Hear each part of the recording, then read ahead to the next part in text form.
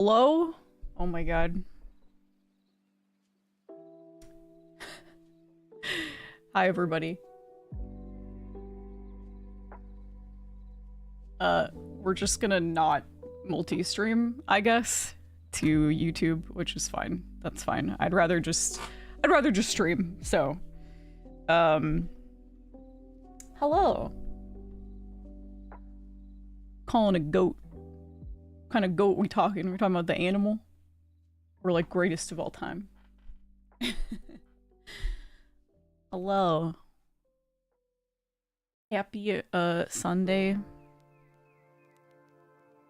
Yeah, I don't know what the fuck is going on.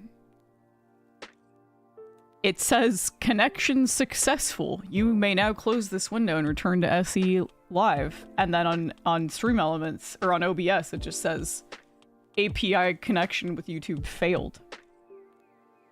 So I'm just like, so it succeeded and failed. Got it. Hello Moonlit, hello Zirdan, hello Curry, hello Fogan, hello Xander, hello Contra. Who else? Okay, I think that's everybody.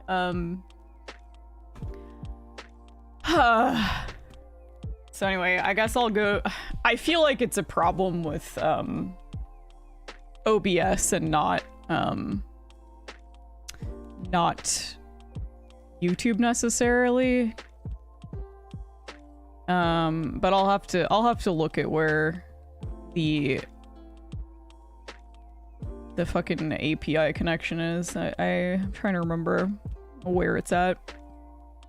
Oh wait, I think I found it. Advanced settings. Okay.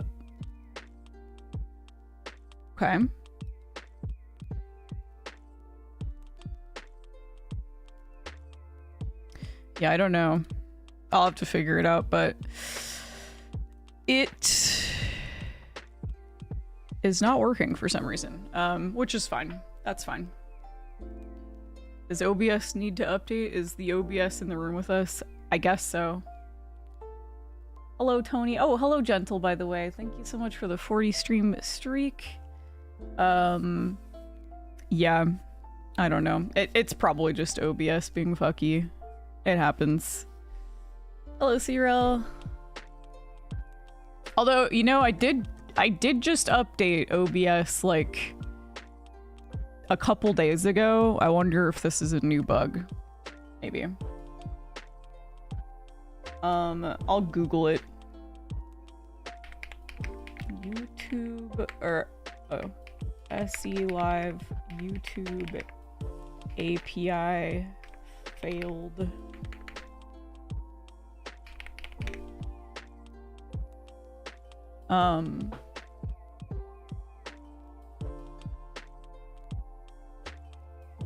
Interesting. I'll ask Rudy. I'll ask Photo Taker because he tends to know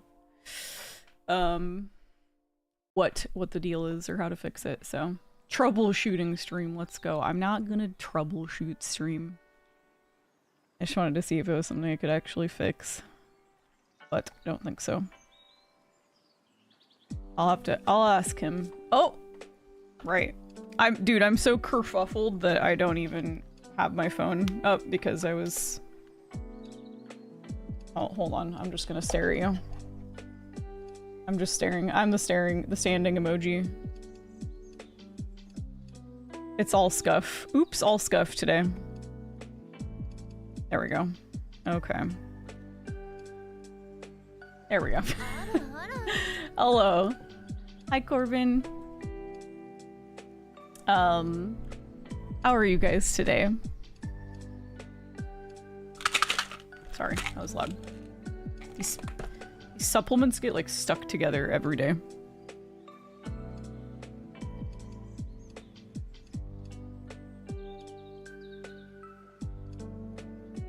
Got a lot of shiny Pokemon. Nice. Hello, beautiful. Hello, Corbin.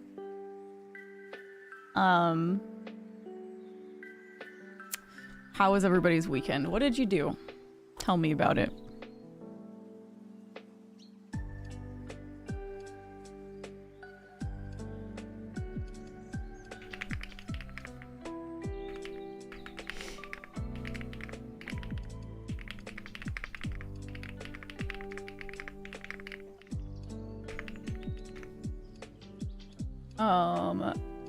Cobblemon Marathon. Oh shit. I've been so into Monster Hunter, I've completely neglected Cobblemon. I've just been listening to some guy with bad opinions on YouTube today. Oh no. Oh no. Oh, don't do that. I found a horror Stardew game. I'm gonna try it. What? What's it called? Have you considered not doing that? I linked it in suggestions. Okay, let me go look.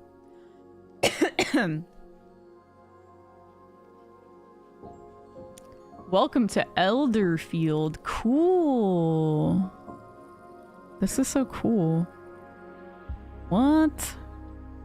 Is this the full game? Oh, this is a demo? Cool. Oh, I totally want to play this. Thank you for the suggestion. This looks awesome. That is both right up my alley, so fuck yeah.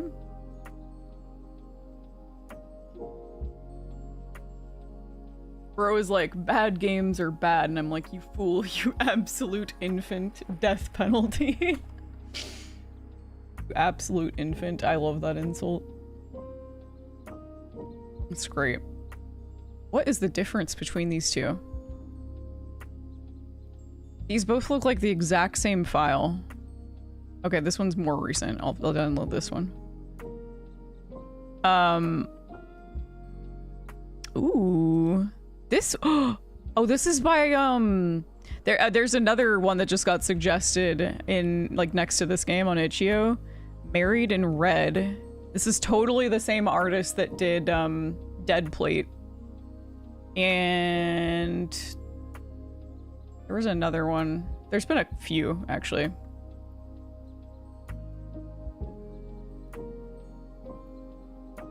This looks fun. And it looks like it's lesbians. I love that. Wolferine, you outright toddler.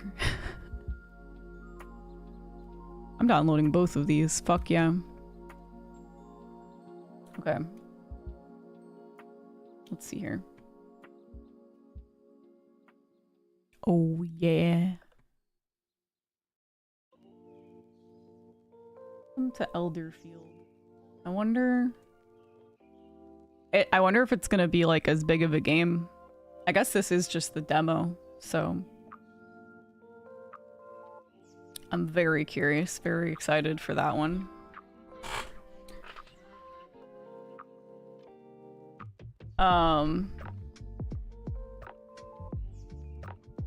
I remember I once ranted about a video of a guy who was like, I played only Game Boy Advance games for a month and it changed my life, or some such clickbait nonsense. I was real mad about it.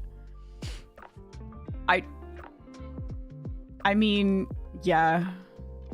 What does he mean by that? I will say though, it's kind of like, don't hate the player, hate the game, because it's true that the algorithm favors titles like that. They do well, unfortunately.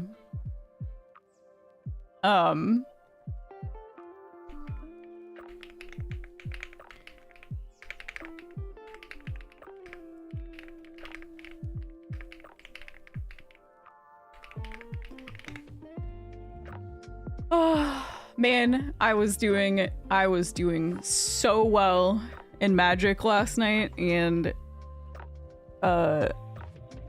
then Rudy dropped a fucking board wipe nuke, and I just was like, that's it for me. I give up. That was it. I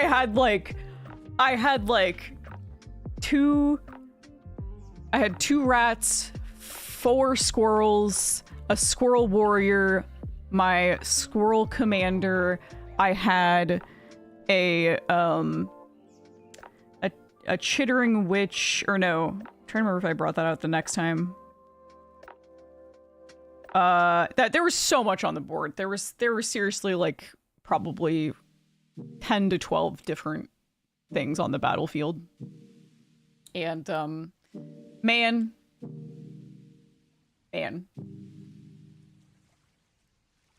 Oh.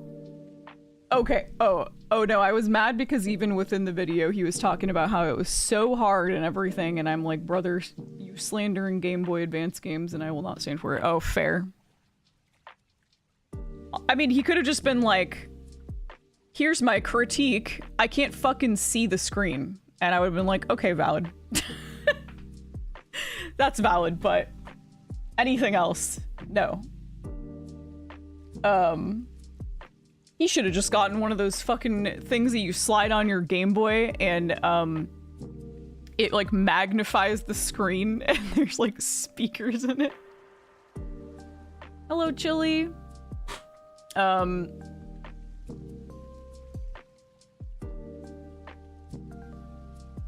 Anyway, yeah. I just, man. We came over too late to like, and we started a game really late, so that was my bad. I get too tired by the time it's like, midnight. I'm like, all right, this is too much brain activity for me. I'm good. I gotta just do games earlier in the day. Hello, Raul. Yeah, I'm doing good. How are you? Hello, Arcade. Hello, War Mage. But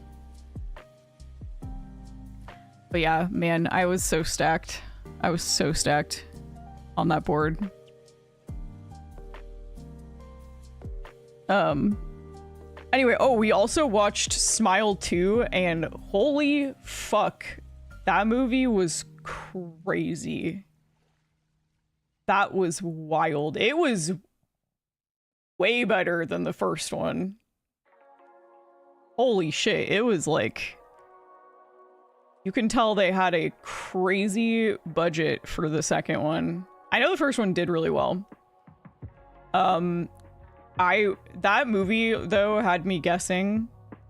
The scares went crazy into. I know, dude. No, I didn't like that in the first one, because there were a couple jump scares in that one that legitimately would have gotten me really good if they hadn't shown all of their best cards to play like in the trailer. They were very guilty of doing that.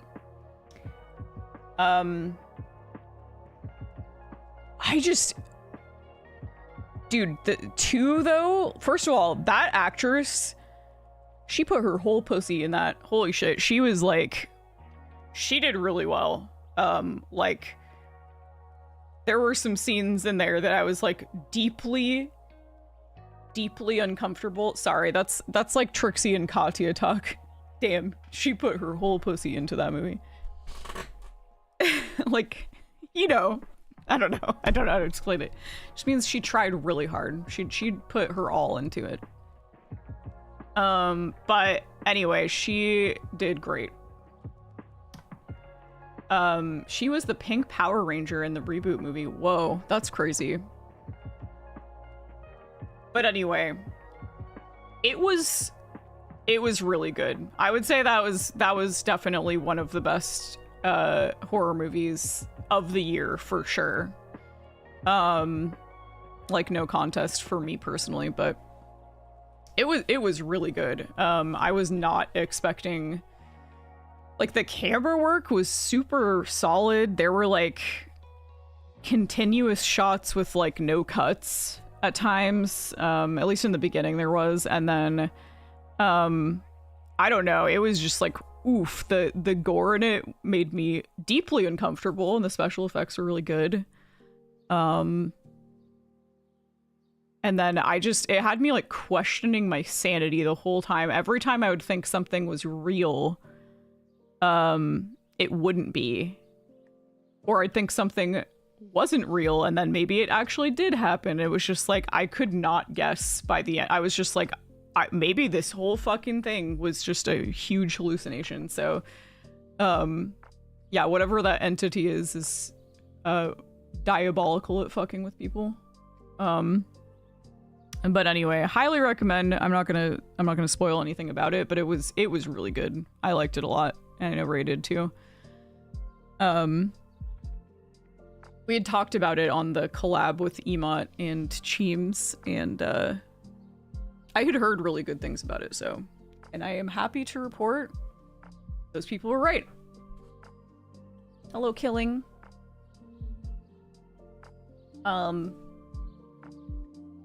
Anyway, but yeah, it was fun.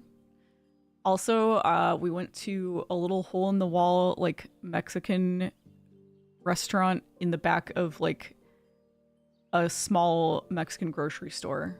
And I got potato flautas, and they were fucking delicious. So good. 10 out of 10. I devoured them. I've only had like air fryer or like microwave flautas from like Costco before, so these were much better. Even though those were actually also great, so I've loved them all so far. Yeah, I had a whole bunch of issues with the first one that hopefully got addressed by the second, which, like, the main character isn't a psychiatrist, so that's most of it right there. You know, so I have only seen bits and pieces of the first one, and I've actually watched like a summary of it. But and then I saw the ending because I just remember that was like the ending is what like a bunch of people were talking about, because they were very, even though they showed a lot of their good scares, like all but this one, I would say, based on what I've seen. But they did a good job at not showing that monster, like what it looks like, until the very end, and then you're like, what the fuck is that? Like it is fucking wild looking. Very good monster design, that I will say.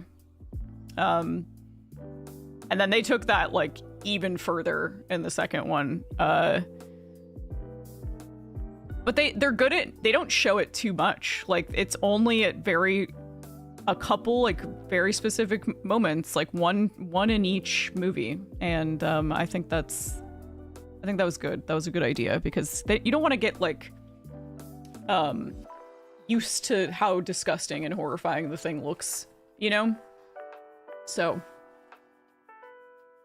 fresh flautas are divine. Yeah, they were really good. I think I would have enjoyed the first movie more if it sold itself as a drama. I didn't like any of the scares in it. I have to say that the car window one where her fucking neck like breaks and like swings down, that would have gotten me really fucking good. But they showed it in the trailer, so it's like, well, okay, because like I wasn't expecting that at all. And there's actually I think it's an Argentinian horror movie, bruh. I want to say. Bruh. Hello, Dante. Thank you for the biddies. There was a really similar scare that also got me in this Argentinian movie. I'm trying to remember what the fuck it's called. That one was also really good and made me super uncomfortable. Completely different premise, but there were several scares in that one that were, and they weren't so much jump scares. They were just like deeply disturbing imagery, which I think is much more effective. There's a scene in it where like, so it's like a house where like there's, I want to say, hello, Double. Hello.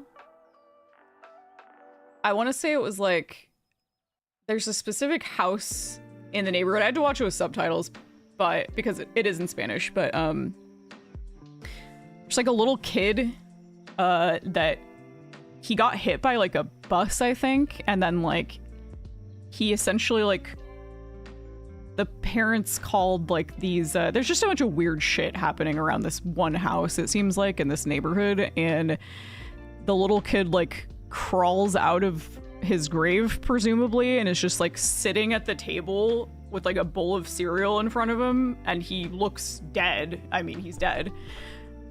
And he just like doesn't move at all. And you just like keep expecting him to move. And then he does move at some point, and it's just like, but it was a really good movie for like a building tension.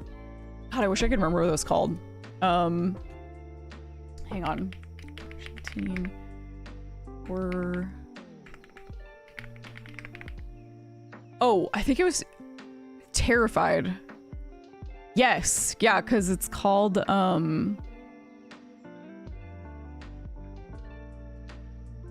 let's see. I mean, it's Terrified in English, but it's Aterrados is the actual title. That's a really good one. It's from 2017. That one made me really fucking uncomfortable. Highly recommend if you're a fan of horror movies. Hello, Drag. Hello, everybody that just got here.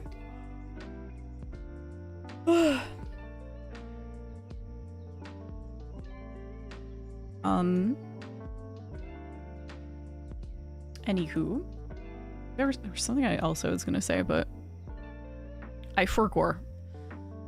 Oh, I've gotten several of the highlighted videos that I have stored on Twitch, like all my Elden Ring stuff. I'm moving over, so it's all being exported to YouTube, because the Twitch storage limit thing is coming up here in a few weeks. So I'm getting all of those safely exported so that they can be viewed anytime on the YouTube. There will, I'm assuming several of them already have had some muted sections because YouTube is like so strict about copyright stuff. So, but at least they'll be there. Like during the game segments, everything will be fine. That will all be unmuted. So it might just be the beginning parts where we're talking, but thank you so much for the raid, Alcor Nerilius. Thank you so much. Welcome, raiders. Dante_KLF cheered X2. Thank you for the host. Hail, all you devilish, delusional, delirious, oh shit. Defiant, mistakenly misunderstood morsels. Cursed chill. There's the Dante vouch. Had to sneak off to type this out, so Amy a solid and go get Dev merch from Uwa Market. They got shirts, hoodies, that's right, sweatpants, jet tags, keychains, and the infamous blanket. The blanket. We all know you degenerates will always snuggle up with Dev in blanket form when you the way it says chance. blanket is so Thanks funny. for supporting Dev. Always fight for the rights to free the hips. To free the hips and the booba. I know. Yeah. The blanket that sucks you. Excuse me? Is there some kind of sucking technology in this blanket I don't even know about? What's going on? Hello, Ashen. Certified blanket moment. I need to ask Ray if she's ever seen this movie, because I think she would really, really like it. I gotta go make dinner, but I'll probably be back to vibe and lurk later. Thank you so much, Alcor. I really appreciate it. I hope you enjoy your dinner. Have some yummies. Dude, yeah, I wish I could free the hips and the titties. I miss my OG outfit. Maybe someday. I'm not very confident in that, but maybe someday. I guess if I ever do like full Discord like streams, like just some, I don't know, maybe like some subscriber only streams, I can always like wear my OG outfit there, you know? At least free the hips. They don't like that though. That'd be a really, I don't want to risk getting suspended, you know? Hope the snuggle's doing its job. It's been hot as fuck once more here. It has, dude. It keeps me so warm and cozy at my desk. Thank you so much, Warmage. Twitch is a no fun zone. That's very true. At least for 2D women, it is. It is a no fun zone, sadly. We'll see here.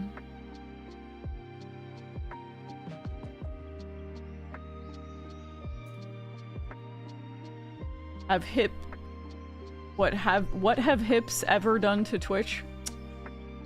I don't know. I don't know.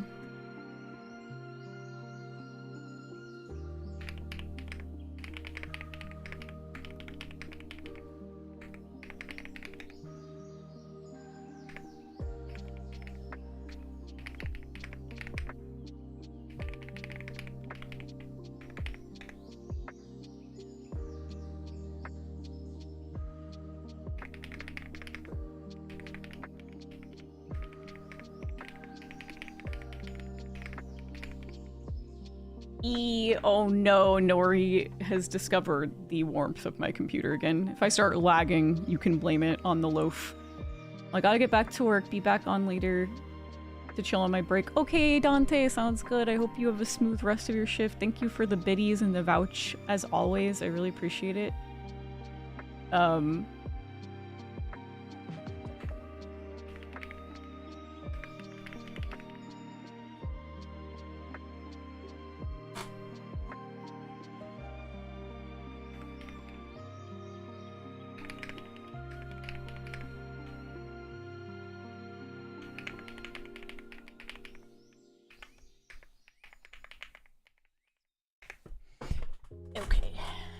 Asked Ray if she's ever seen that movie. Maybe her and I will watch it. Oh, she got off. Okay. You know what? I'm gonna put the BB hammock up for her so she can sit next to me. Hold on.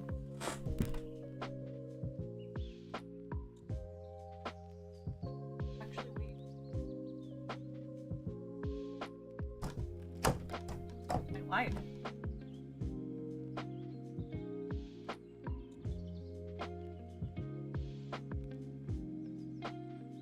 There we go. Wishful thinking that she'd be wanting to sit behind me that bad. I think she just wants food. This forest demon's joints sound a lot like a creaking chair. You know? I gotta oil them things up like the Tin Man. That's how it'd be in your 30s. No lie. No lie.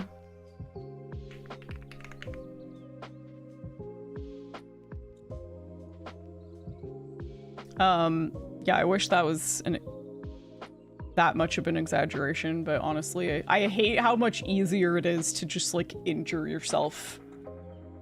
And, like, sometimes by doing nothing at all. Sometimes that's what causes the injury, is that you're just like sedentary in your lifestyle, and then when you go to like actually, you know, move after a while, it's just like, oh, what's that weird feeling in my knee or my back or my neck?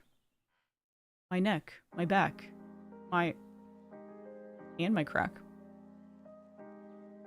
Word it in your head, I bet.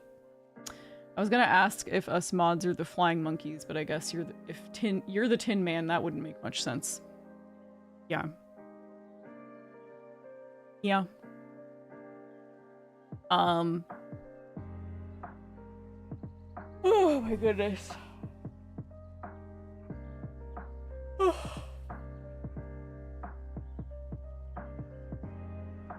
hell is this? The hell is... Oh. Oh, I see. Oh, she's the Tin Man because she's heartless. That's not true. I have a heart. It's just black and cold.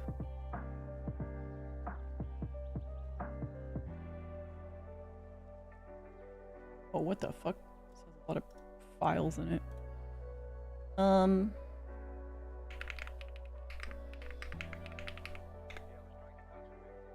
You know, I tried looking for, like, videos on Urban Myth Dissolution Center, and there's, like, nothing. There's, like, very little, honestly. I think I found, like, 2 reviews, and then the others were just, like, live streams, and that was it. Like, it was not... There was not much. I feel like, I don't know. I feel like it's being slept on.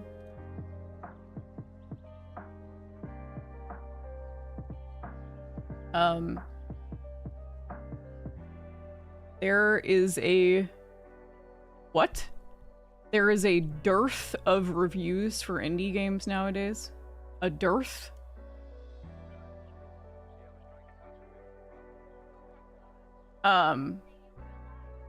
Maybe you should make a review for it. I don't know, if I have, like... Not sure if I mean, I guess, you know, people have scripts. That's why they have scripts, to have, like, a cohesive, you know, flowing stream of thought, but, I don't know. I don't know anything about, like, video editing or any of that, but I hope someone will make a really good game analysis on it, because it deserves it.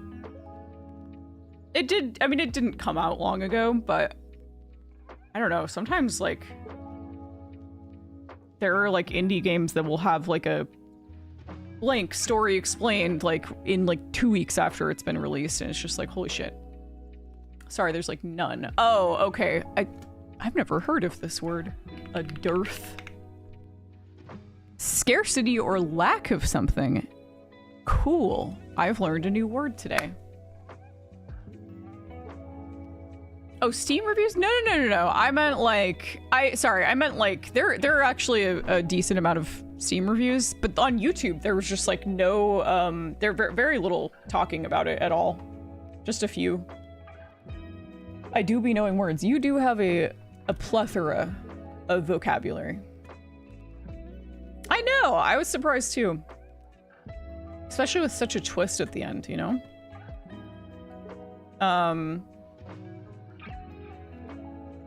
Anywho.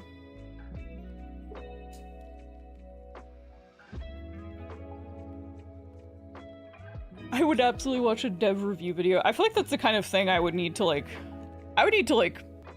do...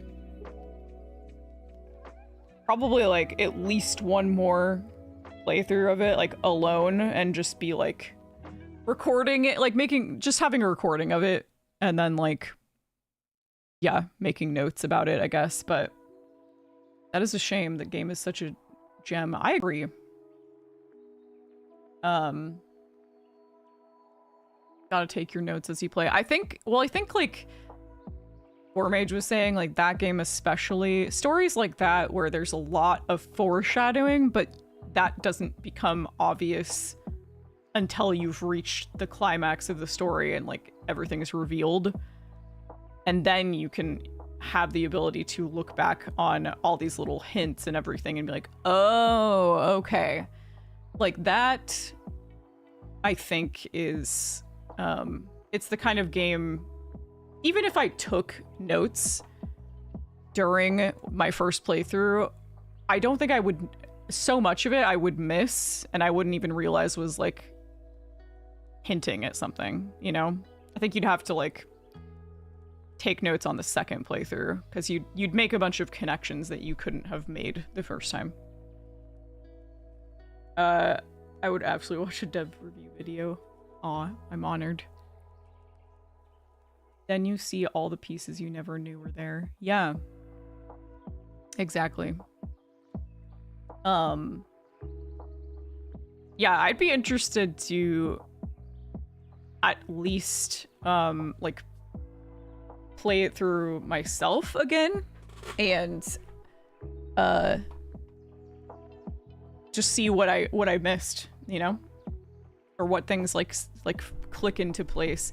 I do remember like there are some moments that like stick out in my mind that I like think about now and I'm like, oh, that's like what, like the, anyway, Curry I'm not gonna say anything because Curry has not played it, but not to spoil it, but there's just a lot of like her vision, like what the way that's perceived and everything, like just it makes a lot more sense now. Am I ruining the party? No, I don't want you to leave. I don't want you to leave. Better stay. It's one of the few times that I really enjoyed going through a linear story again like that because there's so much. I won't say anything. I wasn't sure if you finished. Yeah. Yeah, we'll not, because there's probably several people here. I know, I think Timber is playing it right now too, so. Is this your way of asking me tied to your chair curry? Oh dear. You said it, not me. Oh, you're playing Echoes of Wish? Okay. Okay. For some reason I thought you were also playing this. My bad. Are you, how far are you in that? Timber. Curious. I think I'm near the end. Okay. Cool. Cool. Well, maybe I'll start that then. I also haven't touched it for a day too. I mean, I can start at any time. That is also fine, but at least you're so far into it now that you could enjoy. You'll probably still finish it before I do. There's a lot of, how is there so much dust on my desk again? I literally cleaned this last week. What the fuck? Rude and unfair. How dare the dust do that so quickly? Yeah, I'm sure you could. I need to, yeah, I gotta figure out. That is one thing. Okay, adding that to the to-do list. I need to set up my goddamn Switch. I've been slacking on that. Need to find it. I think it's in the garage. It must be in the garage.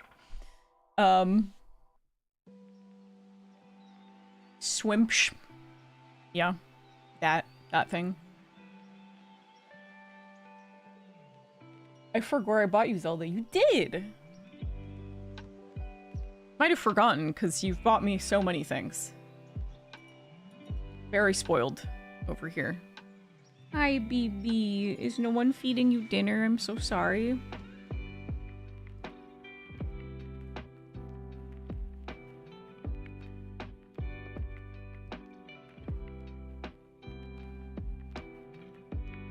Yeah, start taking things from Dev. No.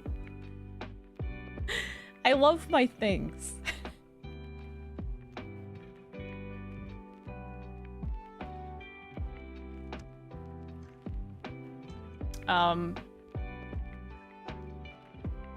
Trying to think of anything else interesting that's happened this weekend. I guess I just saw you guys like 2 days ago, so like what could have possibly happened in 2 days outside of what I've already said, but take the TCG cards back. You better fucking not.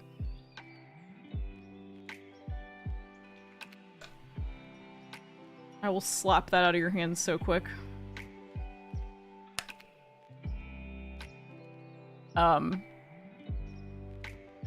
Yeah. You know, I heard from Ray about the fact that she didn't get a single SIR that wasn't a trainer. She got 3 trainers. And then she said she got a bunch of EXs for the prismatic evolutions. And holy shit. It really is like the worst. It's the worst. It's just the worst drop rates ever.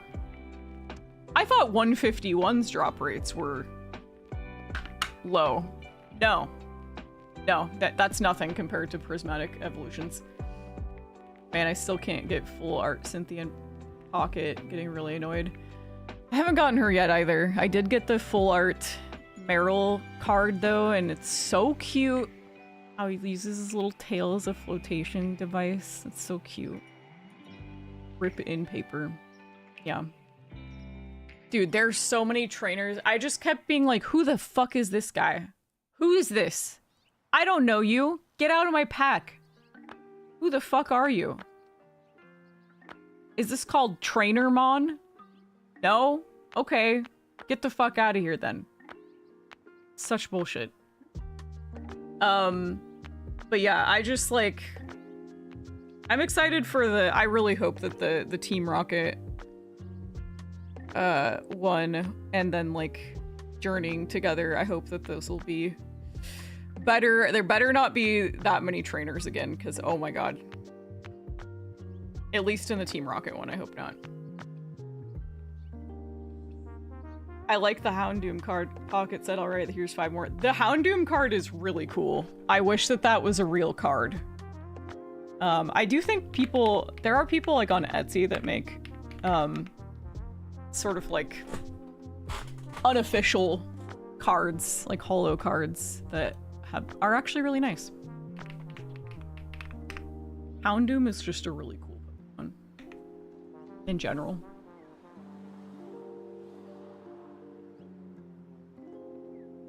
Yeah, I wish that... Oh yeah, see, there is one. That looks really good. Anyway.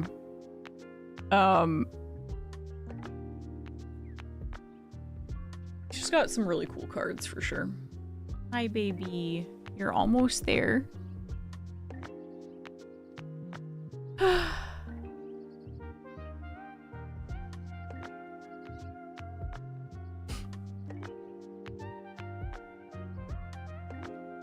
Yeah, I can stop starting messages with yeah, oh my god. Yeah? Yeah. I'm not so sure that you can.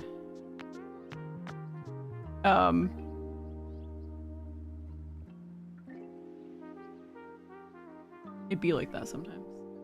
No, yeah. Yeah, no. Yeah, no, yeah. I can't stop getting regular Arceus. I just want to finish this side pack so I can go back to the double pack. Oh. Yeah. I haven't even completed, like, any of the... I mean, that's very hard to do, to be fair. It's, like, 100%ing any of the sets, any of the what are they called? Boosters or whatever? Collections? Something like that. Anyway, it's hard to do, especially with like those gold cards.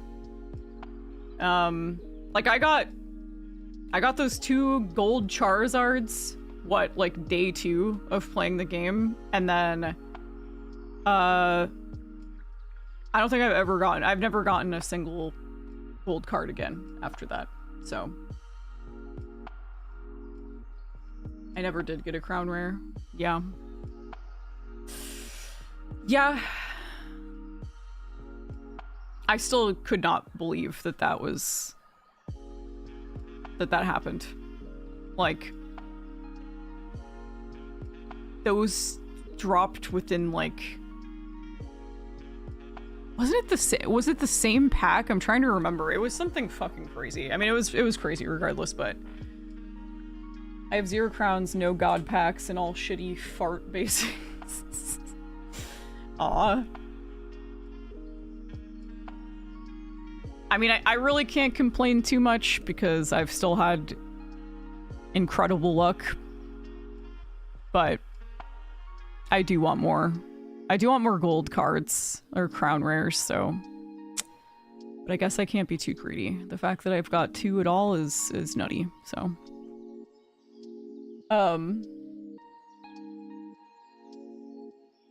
Yeah, I think that was... There is something, I think, about when they release a new booster. There's something within those, like, first 24 hours of releasing them. I swear to God, there's, like, a 24-hour buff in luck, at least for me. I've had really good luck. And then after that, the luck runs out pretty quickly, I feel like. And then it's pretty far in between at that point, but... oh, what Zirdan said. I'm sorry. I wish I could share my luck with you guys. Hello, Virgil. Oh, have a good sleep, Zelda. Have a good sleep, Lurk. Sweet dreams. Anyway.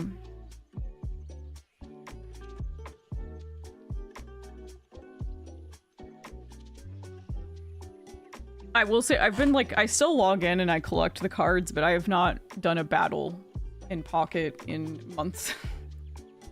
And now I'm like, I don't know what. Wait, did you get the animated Palkia card a bit ago? That was a trippy card. I don't think I have. Hang on.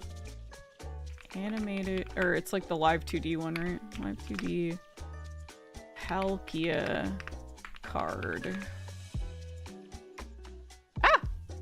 Yori. It scared me. Wait, it says how to get the secret Palkia. What? Oh, they're, oh yeah, immersive. Okay. Pocket. Oh, okay. Whoa, it's like black and white? Is that what you're talking about? That's cool. Jesus, these drop rates. Okay. Immersive Palkia EX is a basic 3-star Pokemon card from Palkia packs. In Space Time Smackdown A2 set. How to get it? Oh, okay, you just have to pull it, I think. Also craft it with 1,500 pack points. Jesus Christ.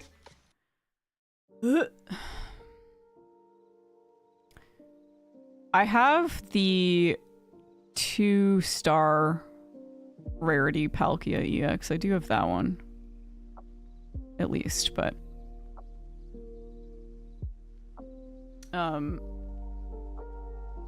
that one does look trippy though. That one's really cool. There's been some really cool SIRs in Pocket.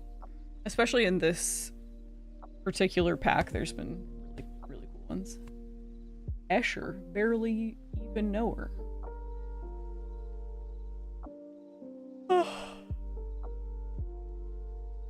My energy is quite sleepy today, so I apologize if I'm not the most entertaining. I think I need to take vitamin D. It's been like gray and rainy for a while now. A good like 4 days, I would say. Despite, I mean, there's been like, I guess when we had that hailstorm, there was like a couple small sunny breaks, but they lasted for like, I don't know, 5 minutes. But it's gonna be rainy for like the next 7 days, and I'm like, I mean, I do love the rain, but unfortunately, I'm not immune to seasonal affective disorder, so. Thanks for the meds reminder. Oh, yes. You're welcome. I also need to take my antidepressant. That would help. Joke so bad it put her to sleep. Chat, you saw it live. No! It didn't. The sun? Disgusting. I don't, you know, I'm not as big of a sun hater as I used to be. However, in the summer when it's just like hot as fuck, absolutely. In the springtime, I actually don't mind it. I don't mind it at all. I fucking hate though when it's like hot as balls and just, yeah.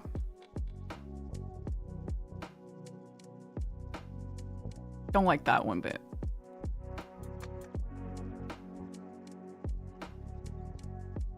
I fully forgot to take my meds the other day, so just took the opportunity to swap to taking them as soon as I wake up instead. That's a good thing to do, for sure. Yeah, I'm supposed to do the same, and sometimes I do.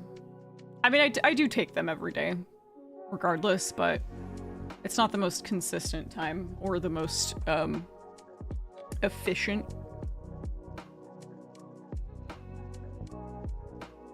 Yeah, I don't look forward to when it's like fucking 90 degrees outside again. Ugh. It's honestly very rude that I was born in late summer. What the fuck? Ooh, made for that decision, because, like, that does not fit me at all. Does not suit me one bit.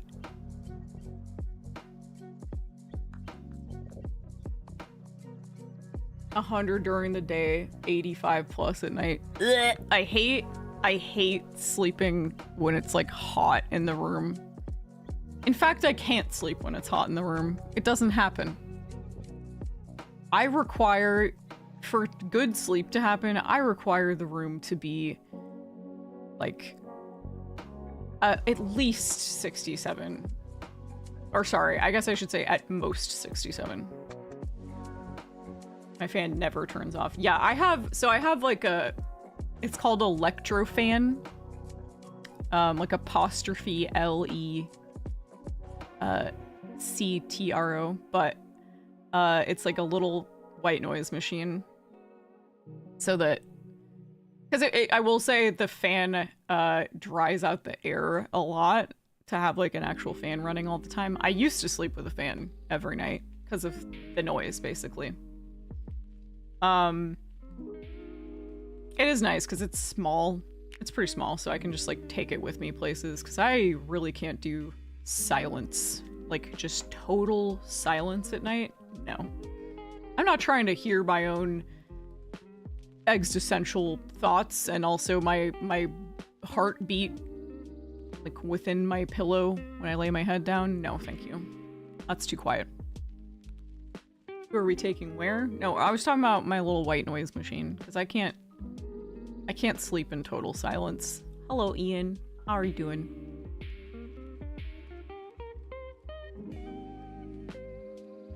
I got Spotify on my phone at night. Silence is just, yeah.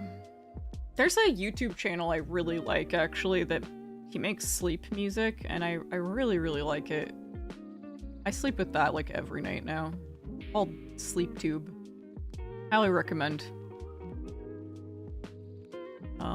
There's no ads on them, and they're usually 8 hours long.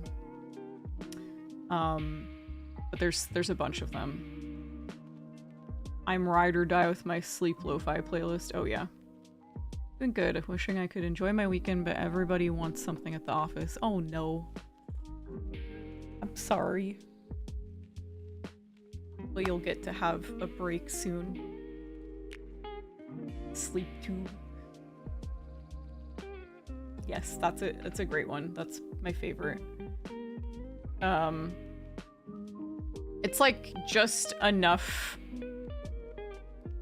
Sometimes when it's a little too music-y, I don't know if that makes sense, but like if there's too much of a melody or something like that, my brain can't like put it in the background. Like it can't just like turn off. But something about his specifically is really, it does work for me. I think my only break will be June for Offkai. Are you going to Offkai? Hell yeah. Hell yeah, Ian. I am also going to Offkai. Yeah. Hell yeah. That's like the only con I'm going to this year. Yeah, I'm going. Or it's the only con, at least for the foreseeable future. Cons are just so fucking expensive now. So maybe I can say hi or something, Pog. Absolutely. I would really enjoy that. Yeah, Ray and I will both be going. So, we have our hotel and everything. I'm excited for like a smaller con like that. Like I think that's gonna be really fun.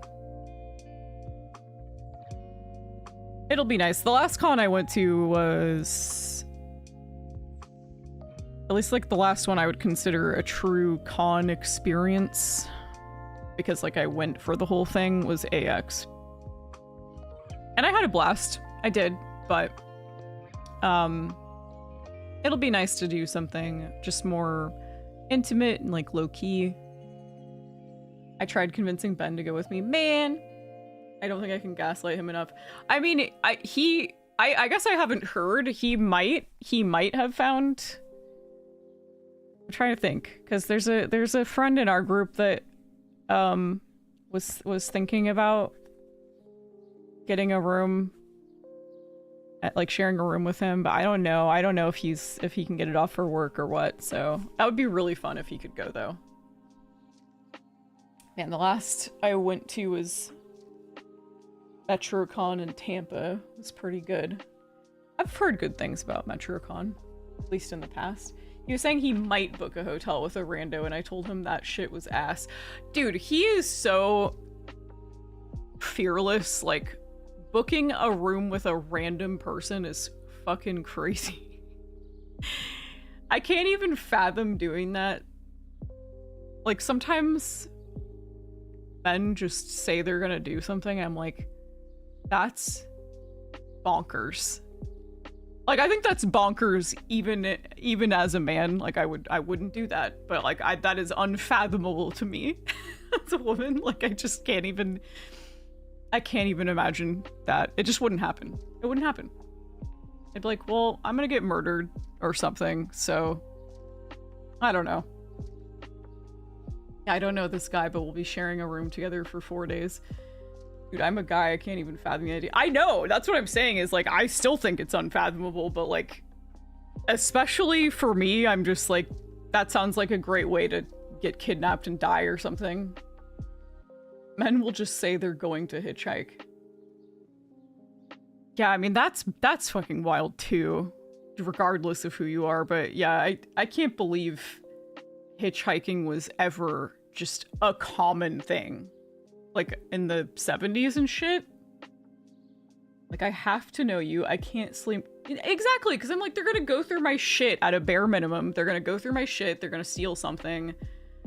Or they're just gonna be, like, intolerable, like an insufferable roommate. And I'm gonna have a terrible experience because I can't get any rest. Sleeping with one eye open. I couldn't imagine sharing a room with a stranger. Yeah, no. That and like people who throw parties and invite strangers into their house. I'm like, what?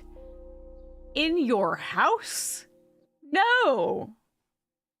No, absolutely not. No, yeah, there's no fucking way. They're gonna like, one of them's gonna disappear and then like crawl into a vent, and then I'm gonna be like one of those people being like, gosh, my oat milk is running out so frequently. What's going on? Am I like sleepwalking? And it's like, no. And then you like set up a camera and somebody's been living in your fucking crawl space. Friends of friends, sure, I'll consider. Yeah, no, that's one thing, but just like inviting just actual strangers with no connection at all. That dude's living in my wall. Yeah, exactly. Gonna wake up the next morning to find one spun a cocoon in the attic. Ah! My house is sacred. Yeah, no, I absolutely not. That is my safe space. I will not desecrate that by bringing like just a bunch of strangers into my house ever. I can't. It wouldn't even matter. Even if I was like the biggest partier on earth, just no. No. Offkai's not so far away from me, actually. Maybe I'll give it a look. Oh, that would be so cool, Chili. I'd love to hang out. That'd be really fun. Oh, that reminds me of a terrible horror movie I watched a while back. What was it called? Is it about frogging? Like PH frogging, not F? I did watch a horror movie about that. The Boy. Oh my god. Yes, okay. I forgot that was like about somebody living in your walls. I forgot about that. Yeah, it's okay. Frogging. Yeah, PHROGGING. That's what it's called when there's like somebody that people will like basically go from house to house, and they like will, without the person's knowledge, like live in their like attic or their crawl space or something, and they just like go from house to house doing that, trying not to get caught.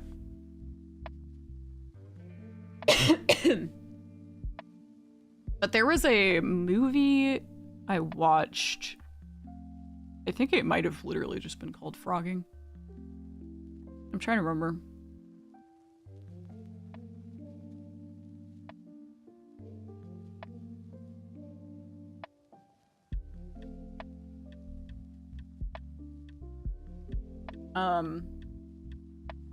Let's see.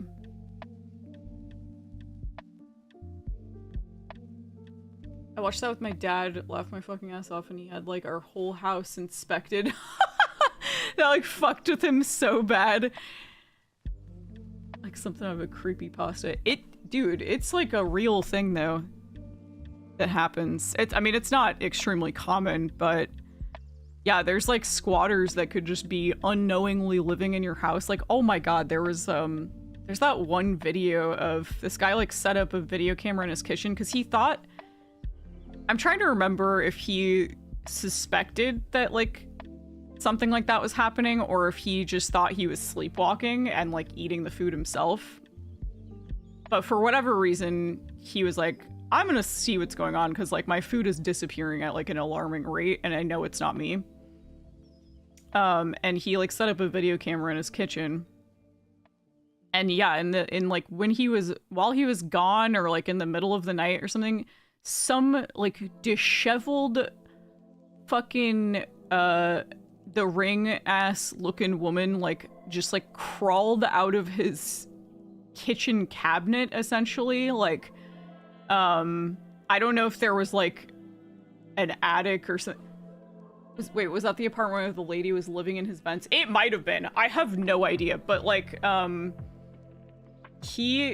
yeah, no, there was like someone that crawled. I don't know if there was like some kind of vent or like a just some opening that but it looked like she came out of his fucking kitchen like overhead cabinets.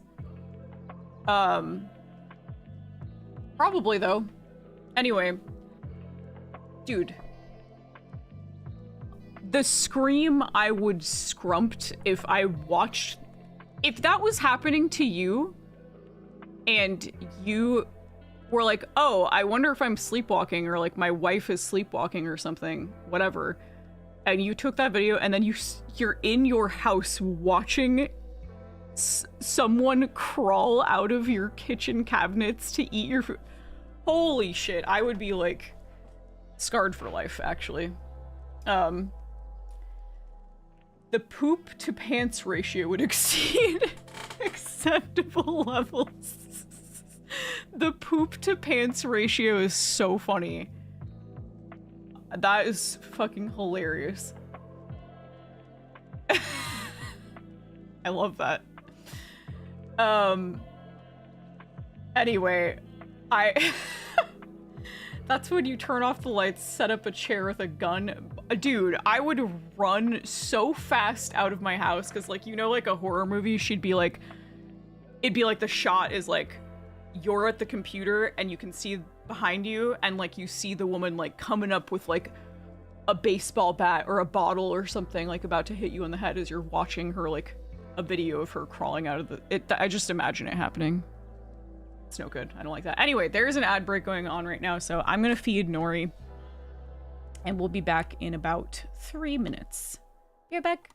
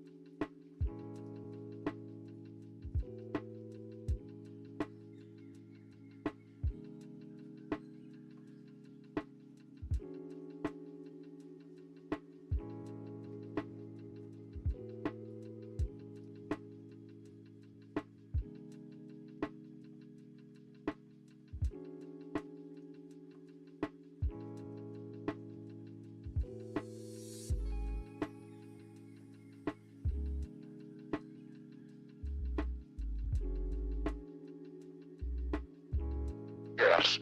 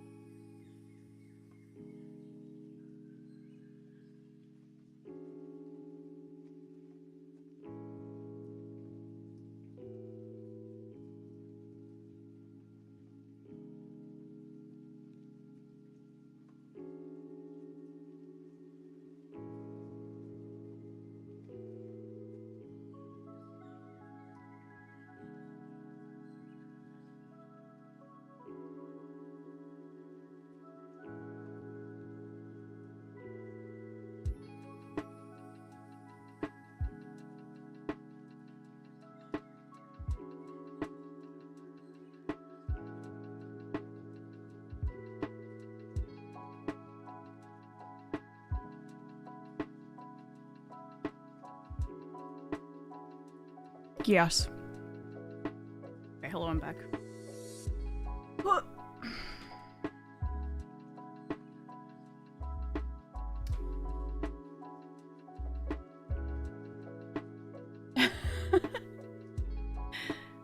Welcome back, stream. Bubba. Hello. What? Oh no, that's not correct. That's not correct. There you go. Did it. The BB has been fed, so I don't think she'll be screaming anymore.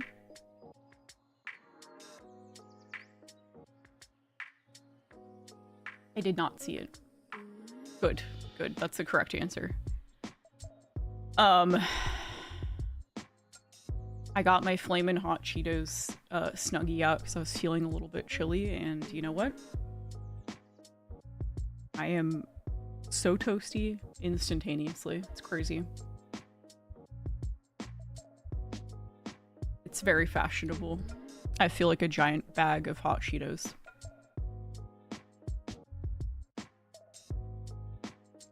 It makes me wish I had some, but it's for the best that I don't. I have no self-control when it comes to those, so I can't stop. Especially the lime ones are so dangerous. Anywho. We're one hot Cheeto. Thank you. Just need a lime pillow and your snack. Hell yeah.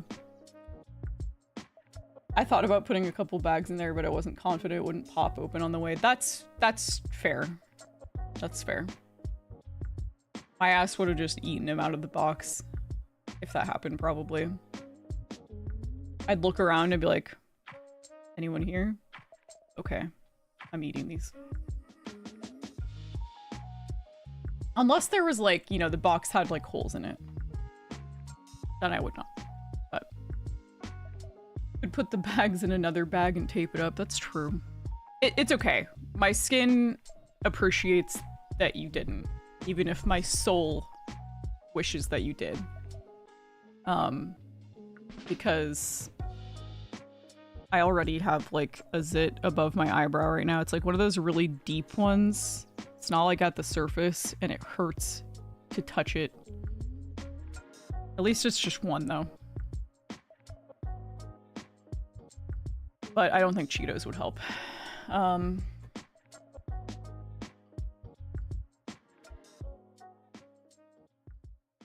Okay. Anyway, frogging. Talking about frogging. There was that one really famous case where I listened to a podcast on it.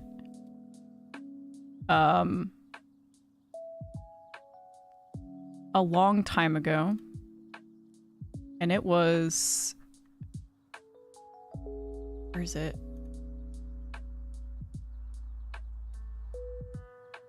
Let's see.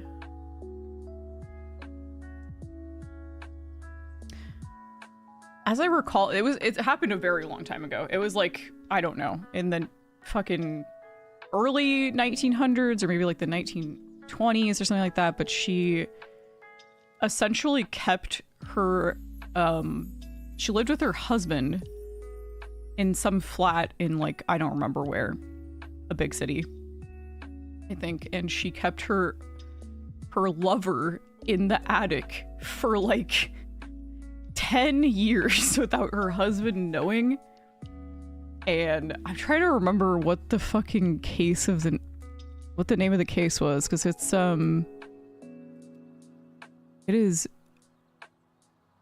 it was a pretty famous one. Exactly that, Zirdan. That was my reaction upon hearing it. Honestly, at 10 years, I'm more impressed than unnerved. But I think, either her or her lover, I think, ended up murdering her husband. So that sucks. God damn it. What is this case called?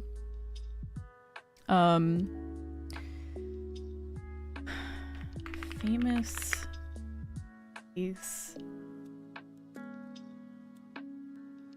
A little unfortunate, yeah. Just a little bit. Okay, here we go. I think it's gotta be on this list. It's gotta be. Oh, these are all modern.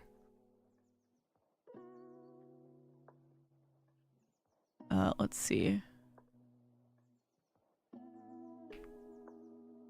Woman keeps an attic. That's not how you spell attic.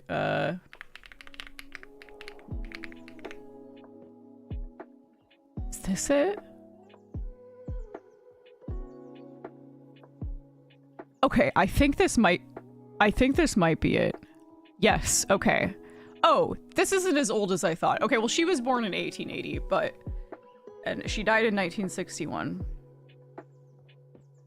Okay, I guess that's pretty accurate. It was around that time, but okay. So she, Walburga Osterich, which is an incredibly German name. Holy shit.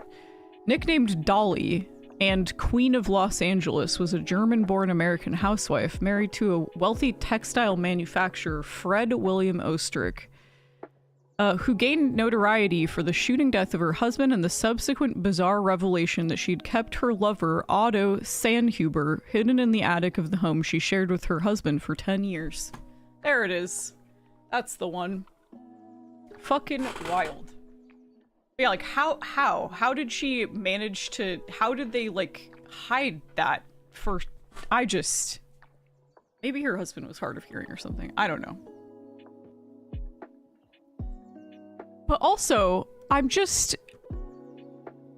okay, not to be shallow, but it's just like, do you ever hear about just insane cases like this? And it's like, I mean, you know, obviously you shouldn't be doing the shit regardless, but it's just like, do you ever look at like some of the really horrible people in cases like this and you're like, you see a picture of them and you're like, that guy agreed to live in her attic? Like, for her? Like, I'm just like, whoa, huh? I'm very confused. I'm very confused by it. I don't think there's anyone hot enough that, like, you know, there's no one hot enough you should do that for. But it's just like, it just adds a little extra flavor of like, because like her lover agreed to like live in the attic for 10 years and like not leave. Like she had to bring him everything. And I'm just like, huh? Maybe something was going on there. Maybe, I don't know. I just can't imagine.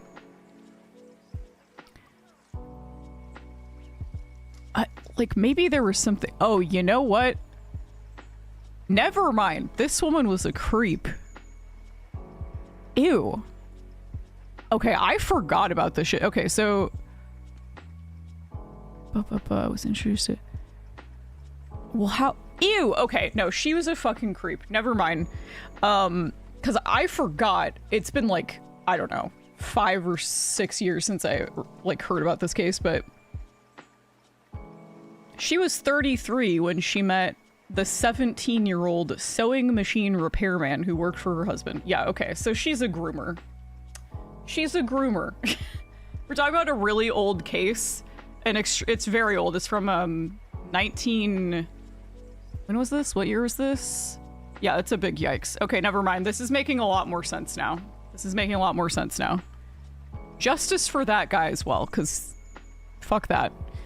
And fuck her. Gross. But okay, so this was... Oh, okay, so this was in 1913. Which, of course, you know, at the time, like, nobody would see it that way. Which is Drake-ass behavior. Yeah, no, for sure.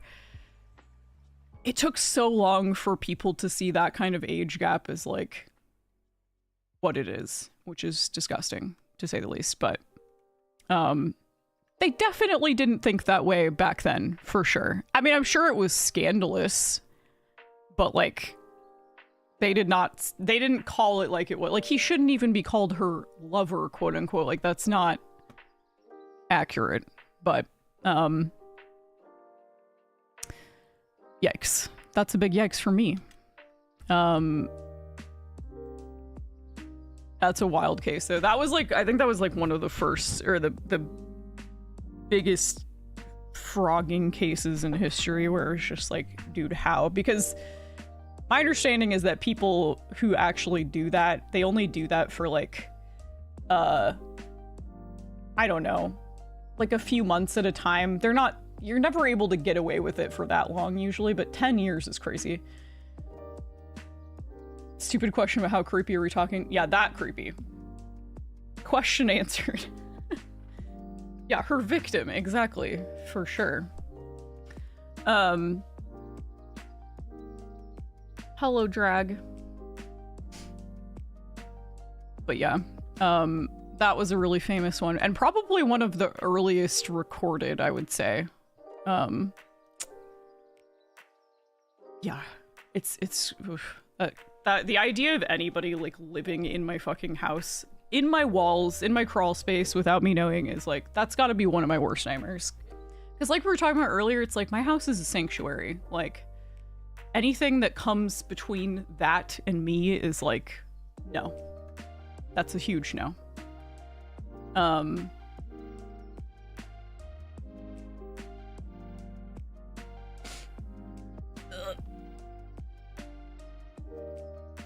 I need to stretch more. And also I need to go to the gym this week. Oh my god. I didn't go at all this week and it feels fucking bad. Going tomorrow. Ray and I are going tomorrow for sure. No question about it. Thank you for the hydrate and the posture check. Thank you, Zierden. Oh, that reminds me, my water is across the room. Hold on, let me go get it.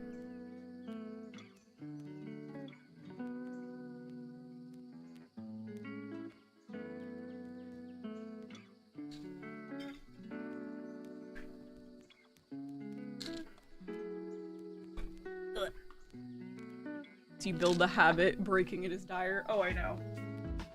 It's like the worst thing you can do because you'll tell yourself it's like, oh, it's just today, I'll do it tomorrow, and then that just becomes more and more frequent.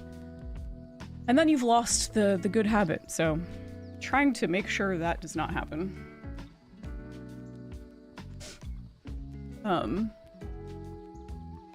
Trying to think of what I want to play this week, though, now that we've finished Urban Myth Dissolution Center. I'd like to mix up the genres a bit. So we'll probably do something in between starting one of these new detective games, I think. We got a lot of options. I think we should do like an indie horror day this week because it's been a little bit. I think it's been since we did like the car horror game. So I would like to get back into that. And we got this horror Stardew Valley suggestion. Welcome to Elderfield, and then I did download Married in Red, which appears to be it's definitely by the same game dev that did Dead Plate. And then like they have a super distinctive art style, so without even reading who made it, I know who made it. But this one looks like it's lesbians instead of dudes. So horror Stardew, you say? Yeah, spooky Stardew. What? So it's not literally Stardew Valley. It's inspired, I think, by Stardew Valley. So it's like a farm sim. Called Welcome to Elderfield, and it's a demo. It's just a demo, so I think we'll try that out. Yeah, it's in my suggestions channel. I believe it was recommended by... Is it Zierden that recommended it? Let me see. Yes, it was. Oh, a combination of World of Horror / Junji Ito with Stardew. Very early alpha stages, but interesting enough to keep an eye on. I'm so down. Holy shit. So down. Hello, Rosie. Lesbians, that's right. I'm so down for some Junji Ito inspired shit. Me too. Always. Always down for that.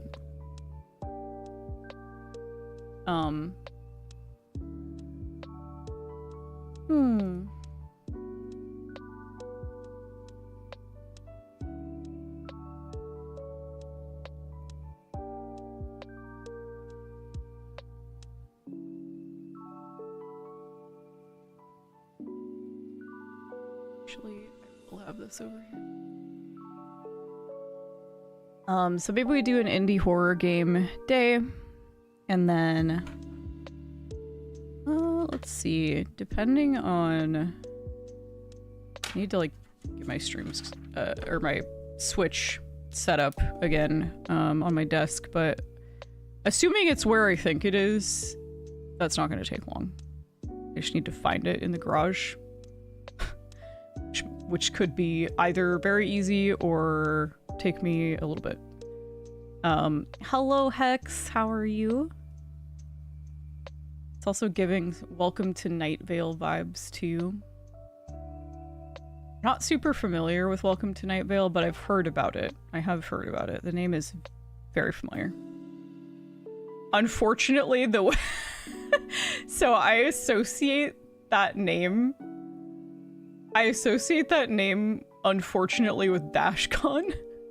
Because that's talked about, like how they ended up not going or whatever, which, you know, that makes sense. Good for them. But I guess that they were supposed to go to the DashCon thing. That was like one of the... that's what I always think of. That's like my only association with the name. Went to a live show of it once. I mean, it seemed like it was very popular from what I've heard. Was it like a D&D campaign or something? I have no idea. I like the podcast a lot. Let's see.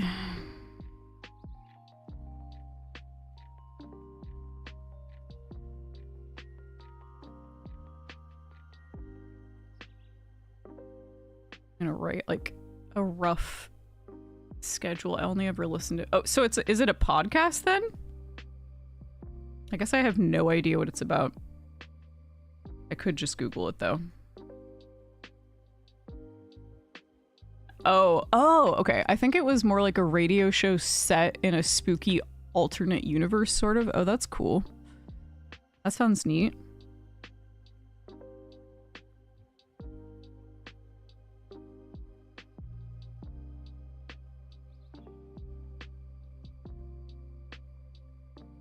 Okay. It is about a city in the desert where nothing strange happens ever. That's cool.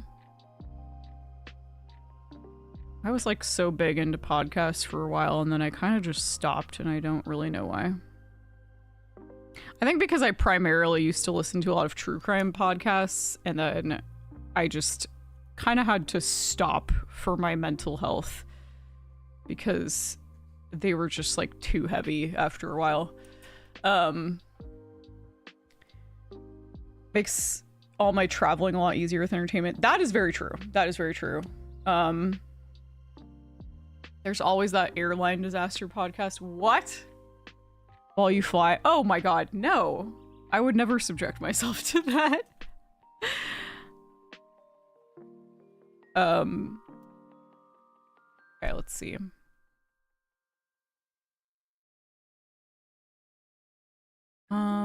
Could do...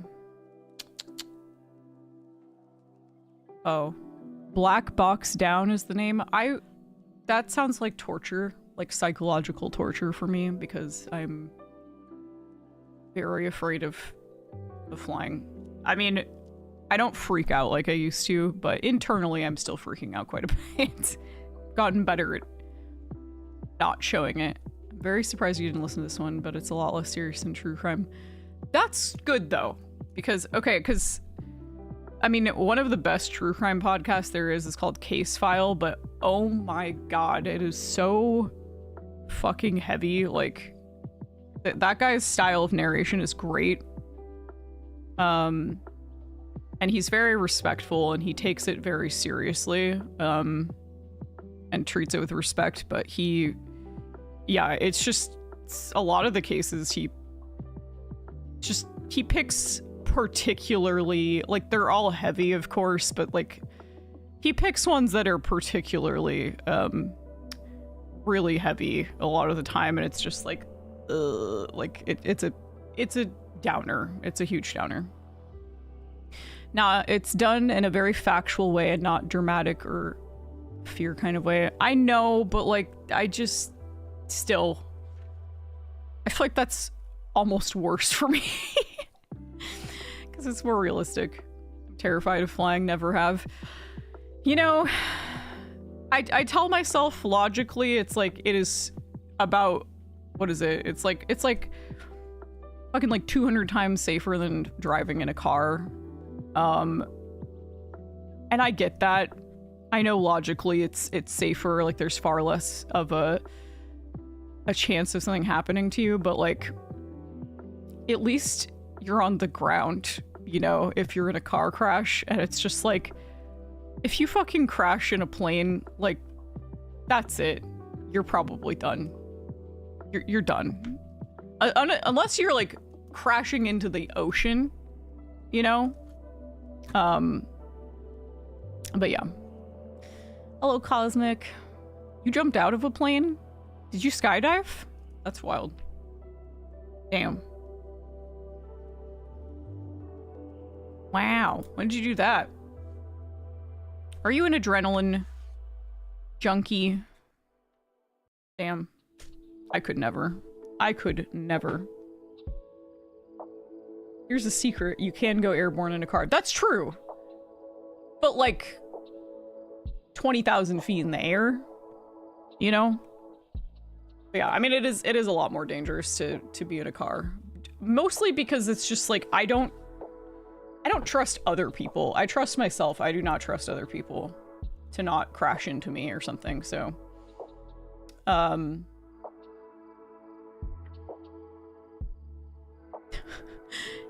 you can tell Gentle's an adrenaline junkie because he's here and seeing Dev gets all the neurons firing. Wow.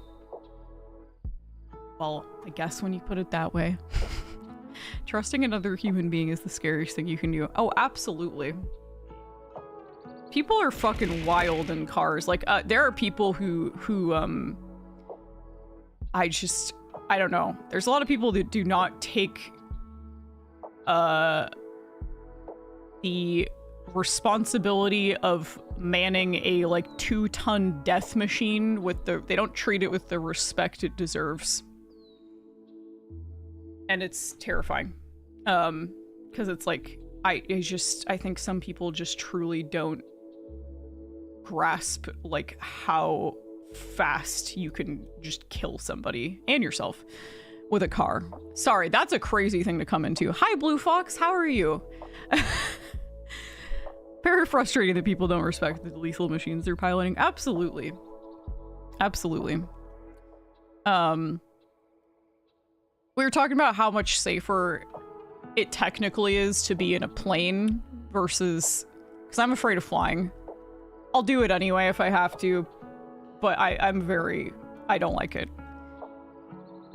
And it's like it's a lot more dangerous to be in a car than it is a plane, and I do that all the time, but it's just like, I don't know. Something about the fact that you're up that high, I don't know. I went a little over a year without driving, and now that I'm back at it, my blood pressure has never been higher. You know, I do think that, I don't know, I don't think I'm imagining it, but I feel like since COVID happened, the quality of drivers or driving in general has gone way down. I don't know what it is. No, it's okay. Is that your experience too, Aphexium? Also, hello, Aphexium. I don't know if it's just that, like, people are, like, so impatient now or what. I don't know what it is, but holy shit, it's, like, gotten so much worse. It's crazy. I don't know. I see wild shit every day that I actually drive for a significant period of time. It's just, I don't know. I guess I did nearly get run off the road twice post-COVID and never before that, so there's that. Yeah, see, exactly. No, it's wild. I don't know. I feel you. I hate driving for the fact that people scare the hell out of me. I mean, I love driving. I just, yeah, other people scare me. I don't love traffic though. But like a 3 a.m. Drive when it's like all liminal looking, you got music, there's no one else on the road. I love that. Like that's peak. But Yeah, I just don't... I don't know. It's crazy out there. Not to mention the craters in the roads these days. That too. That too. My suspension getting fucked up all over the place. I swear we're still like... There's still like roads since the ice storms we had a couple years ago where it's just like... They still have not fixed the potholes, really. It's just like, rest in peace, my suspension. Night driving is the best. Absolutely it is. I love night driving.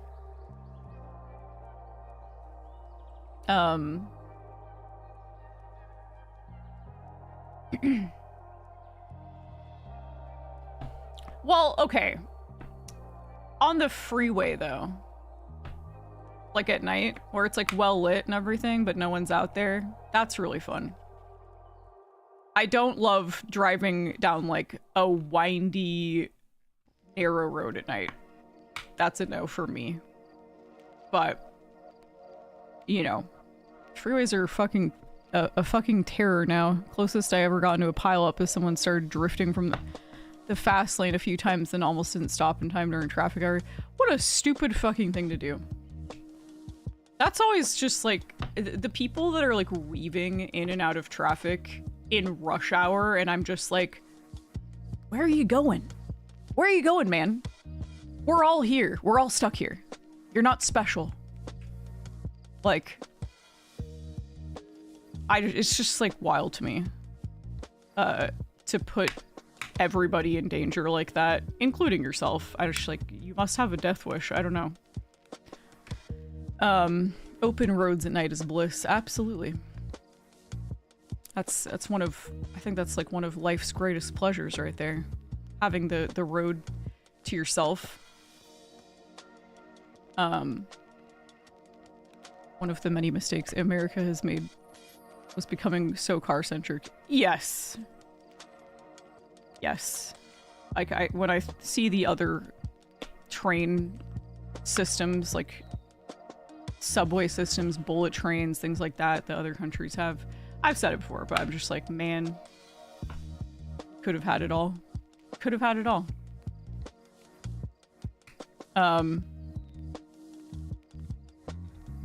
watched a guy absolutely blaze through a red light in front of me as if he beat it, only to stop like 10 yards at the next set like a bellend. Yeah, it's always those people. They get stuck behind somebody else immediately, and I'm just like, oh my god. And then everybody else has to like slam on their brakes, which then creates traffic for everybody behind them, and it's just like, it's a hellish cycle, really. And then the solution is like, you know what'll fix this? Let's add another lane. Fuck it. Let's have 9 lanes on the freeway. Let's just do that. Clearly, we were just missing one more. 8 wasn't cutting it, but 9 will, you know? The highways in NOLA are an absolute nightmare to drive on. I had to head to the city to get to the Asian market on Friday, and holy shit, the traffic chose extra hatred that day. Yeah. I mean, the last time I was in New Orleans, it was, God.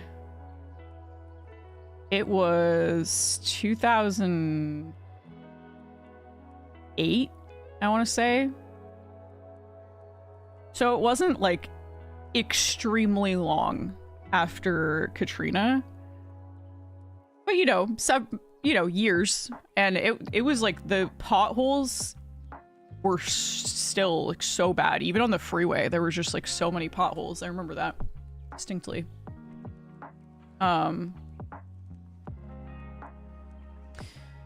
Yeah, only about 3 years after. Yeah, so it wasn't, you know, considering the damage, it's not surprising. But I was just like, that was memorable.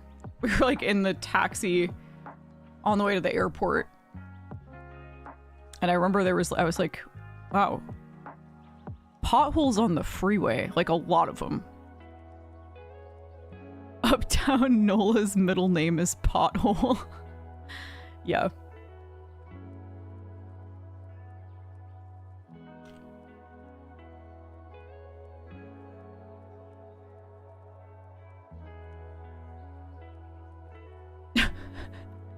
was once crossing a marked crossing in the middle of a street, and the car that pulled up was upset because I had the audacity to walk there at a time when he'd have to stop to avoid hitting me. Ah, yes.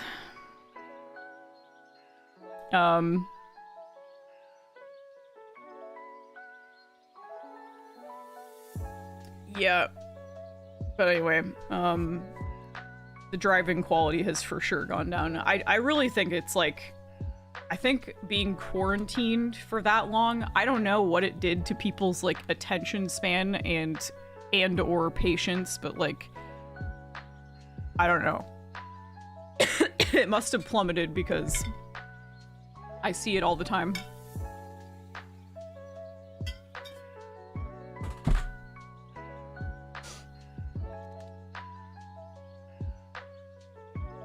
Degraded ops.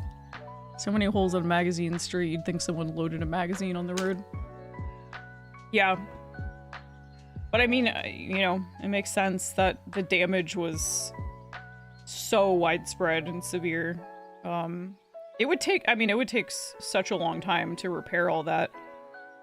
I would assume it's much better now, because it's been long enough, but well, on the freeway at least. I don't know about everywhere else, but I would assume the freeway probably they repaired most of that by now. A good, what, like 15 years later or something like that? Hi, Nori. Uh-oh. She got on top of my computer tower. My poor computer tower is about to be, like, gasping for breath. How am I supposed to kick her off when she just is so relaxed? How can I say no to her? I do have to eventually. That's the neat part, you don't. I only do it if I'm playing Monster Hunter, because I'm like, okay, my computer can't possibly do those two things at the same time without there being consequences, but although I am streaming, which is pretty hard on the computer, I guess. EB. She's loafing. She's loafing on it. Nah, the freeway still has some nightmare fuel potholes. In NOLA? Man. That's rough, buddy. Like, I just imagine it's really scary to be going like 60, 70 miles an hour and there's just potholes. Like, what the fuck do you do? In general. Oh, okay. We're pretty good here. You know what? I think it's just, I'm pretty spoiled here, at least with the freeways. They're really good about repairing potholes, but I think also because at least until the last couple years, we haven't had like extreme snow or ice, and that's usually when the potholes happen the worst. So I imagine in the Midwest especially, that's probably very common. The faster you go, the less you feel the potholes. I guess that's true. I guess that's true. I don't know.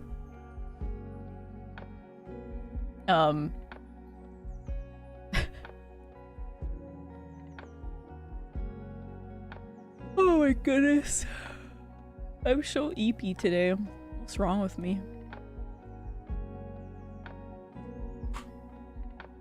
I'm back and I remember why I hate working a mid-shift on the weekends. People breathe stink and thieves thinking they're slick when they try to steal from our store. What? I'm so sorry. So sorry, Dante. Oh, thanks for the head pat. Also, thanks for the meat slap 12 minutes ago, Gentle. I forgot to say thank you for that. I was mid-thought and I had to like finish it.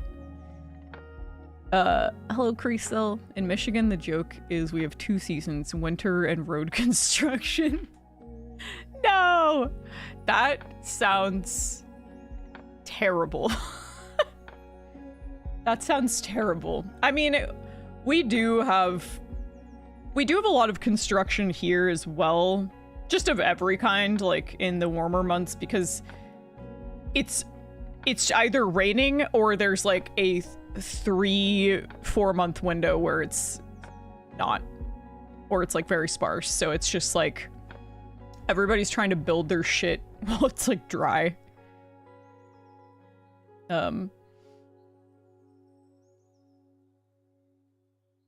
That's how my uncle lost a tire once. To be fair, he wasn't driving fast enough.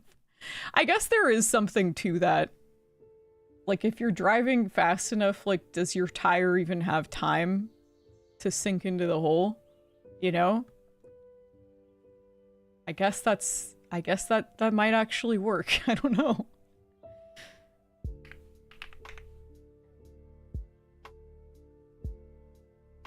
Oh my god.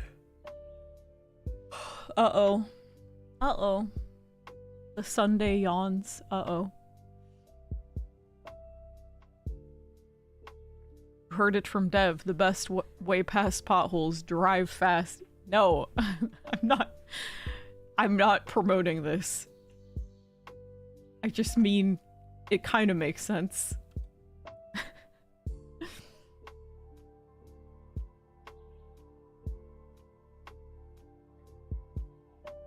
She said it makes... I mean, don't do it, though. Don't do it. I'm not endorsing this. Don't put that on me. Don't be this guy.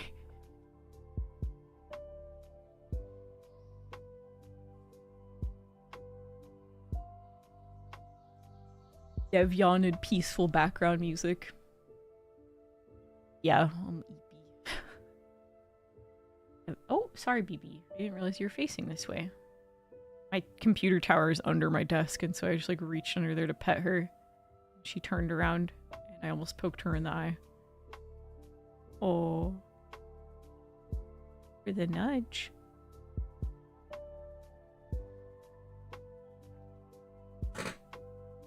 God, she's so cute.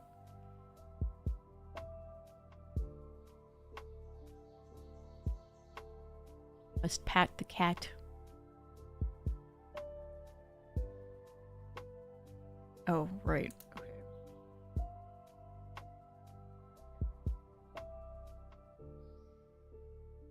Forgot to write down my potential games for the week.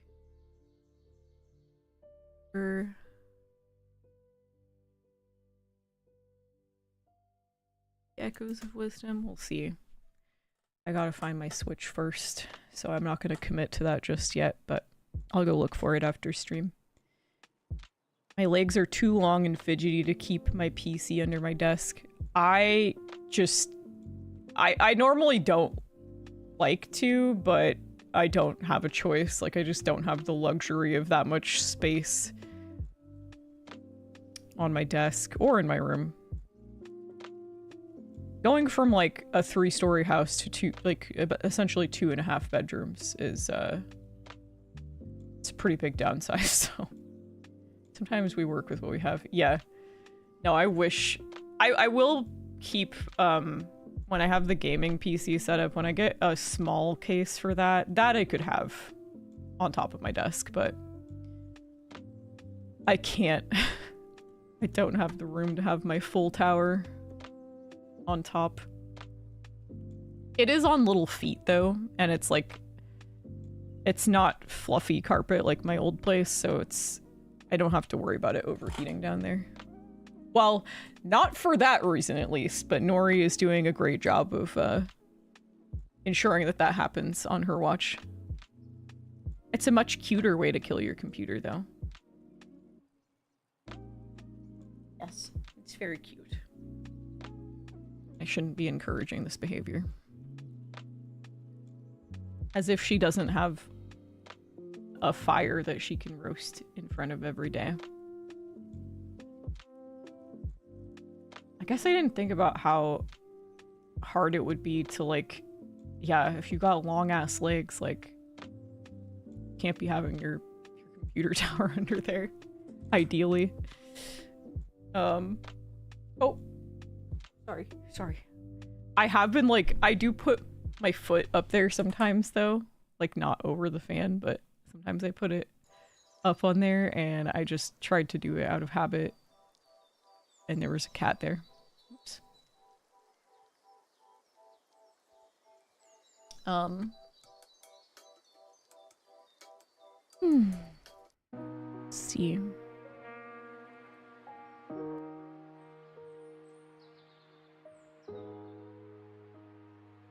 Wouldn't it be spatial awareness at that point? What would be? I don't know. Whoa, like you just get used to it or something, I guess, but I don't know. I don't have that long of legs, so I can't say.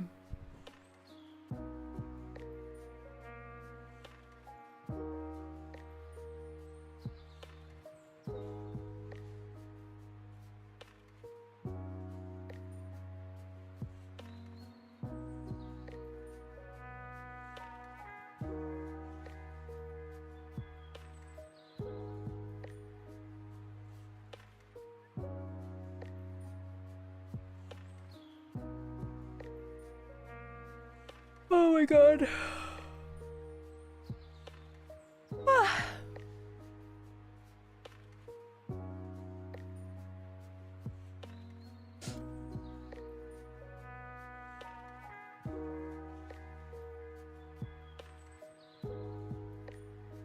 Not the yawns. I know. I'm trying not to. I'm trying to fight it.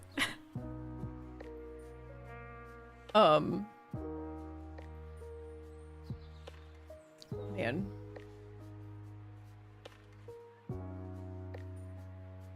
Quick, I need to think of a new topic to keep the yawns at bay. Okay, actually, I'm getting kind of sweaty in my flamin' hot Cheeto snuggie. Oh, I forget how hot, like, fleece is. Just straight up fleece. I had to take the sleeves off. It was getting too toasty in there. Maybe I can convince Nori to get in my flamin' hot Cheeto snuggie instead of on my computer. Probably not, though. Flamin' hot, Dev. Yes. I would destroy a bag of flamin' hot Cheetos right now. But I could eat a whole bag in one sitting, so... And I would... You know, eating a bag of flamin' hot Cheetos, like a whole bag in one sitting, in your 20s is one thing. Doing that in your 30s is something else entirely. Like, there will be consequences. What exactly, I can't say. But a lot of consequences, probably. My blanket is fleece and I always wake up with it on the floor. Yeah, it's too hot.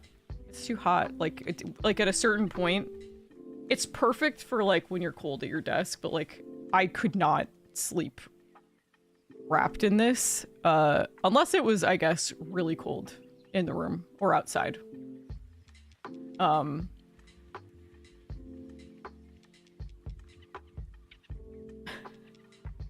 Get it twisted. Your 30-something body can handle flamin' hot Cheetos if you microdose it. Also high def.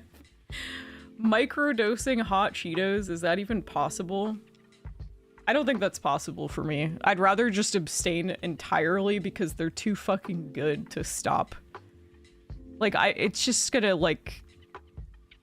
It's just torture. It's just an act of masochism if I have, like, 2 Cheetos and then I'm like, alright, that's enough for today. As if, you know, eating a whole bag isn't also a form of masochism, but... Listen, it was made by food scientists to make my lizard brain go unga bunga. How am I supposed to fight against that?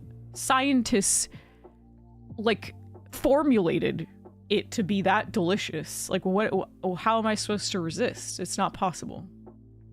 I don't have that kind of willpower. I'm not edging the hot Cheetos. Exactly. I can't do that. Family size challenge accepted. Oh god. I start to feel sick after half the bag. Hi, by the way, hi Kyle. Dude, but like, it's like, hot Cheetos are like that kind of hot where I don't find them that spicy actually, at least anymore. Like, they are spicy, but they're completely tolerable. But they are that kind of spicy where, like, the more you eat them, like, somehow eating more of them kind of keeps the spice at bay. Like, I find that the spiciest moment of hot Cheetos is when I stop eating them. And for, like, those 10 minutes after or something. So if I just keep eating them, it's just the right amount, and I'm just riding that wave of, like, the right amount of spicy. Surprisingly, it's always the jalapeno fucking my stomach up the day after. Oh, fucking Tim's jalapeno potato chips. Oh, those are another one I have absolutely no self-control with. It's that MSG just hits differently, man. It's so good. So good. It's a trap to keep you perpetually stuck. I know, like, that's what I mean. Like, how did the food scientists, like, they had to have accounted for that. They're just like, how do we make it so they can't fucking stop eating these no matter what? Pavlov dog with pain tolerance and Cheetos. So never stop eating it and you'll never get the pain. Exactly. Exactly. That's why I stick with my chicken and waffles lays. Oh man. So is that like, it's like fried chicken and like maple syrup flavor? Is that kind of what it is? Pizza puff curl flavor? Yeah, see, I don't know. A lot of pizza flavored things, some are good. But a lot of them are kind of just disappointing and kind of just taste like ketchup flavor to me. But, you know what are really good, though? Are just the white cheddar, baked Cheeto Puffs. Those are fucking delicious. Those are also very addictive. They're not spicy at all. They're just very cheesy. It's gotten to the point where normal bulldog doesn't affect me, only double does now. That's wild. Holy shit. I don't even know. I don't even think I can say that. It's been a while since I had that, though. So I think I would find it especially spicy right now. My tolerance is not good. Man, those white cheddar ones are so good, right?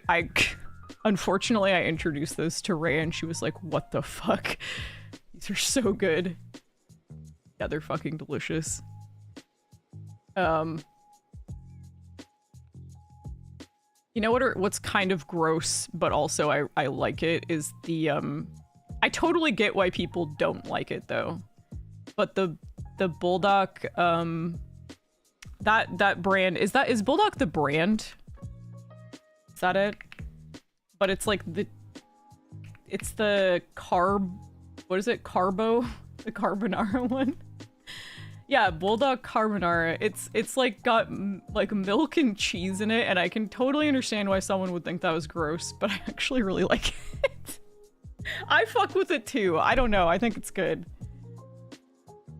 But I get it. I also get it. I mean, it gives me a mad tummy ache, though. Samyang is the brand. Oh yeah, you're right. You're right. Spicy Bulldog has hands. I love it. Yeah, it's really good. Okay, there's an ad happening like right now, I think. So I will take a quick bathroom break, and I'll be right back in about 3 minutes. Be right back.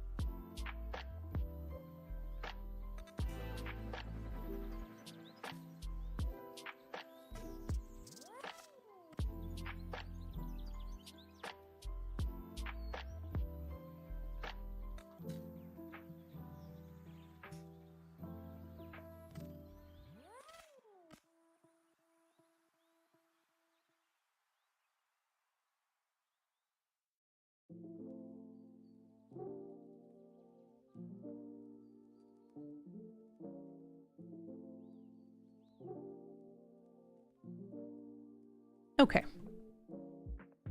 I'm back.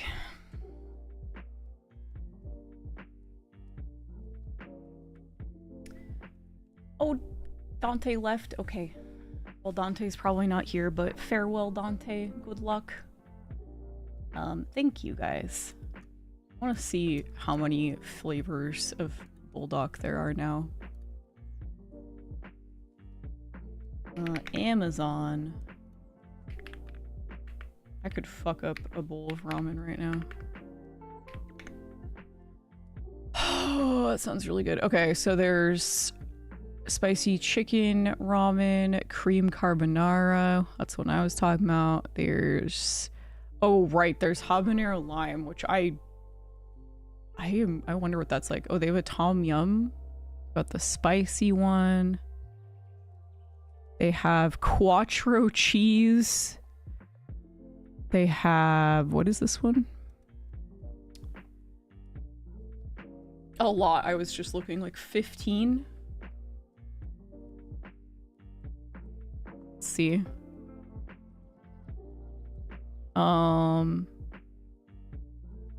Yeah, there's a lot. Judging. Tomato pasta. Whoa. I saw they have the they've got the sauce. They sell just the sauce. What the heck? I might have to put this on my wish list. That sounds pretty damn good. I want to try putting the sauce on, like, I don't know, anything, my eggs or something. I will fuck up anything tom yum. Me the fuck too. Or tom kha is my personal favorite, but tom yum is also delicious. Oh right, they've got a curry one. I've seen that. Curry mentioned. I'm reheating my katsu and curry right now. That sounds fucking delicious. Wow. Curry, you have your own. Oh, I was talking about curry flavored bulldog, the ramen, the noodles. You know, the ones with the silly chicken mascot. Yeah. Those are so good. Yum. I had that one. It was decent. The curry one. You heard it, Curry. He just thinks you're decent. I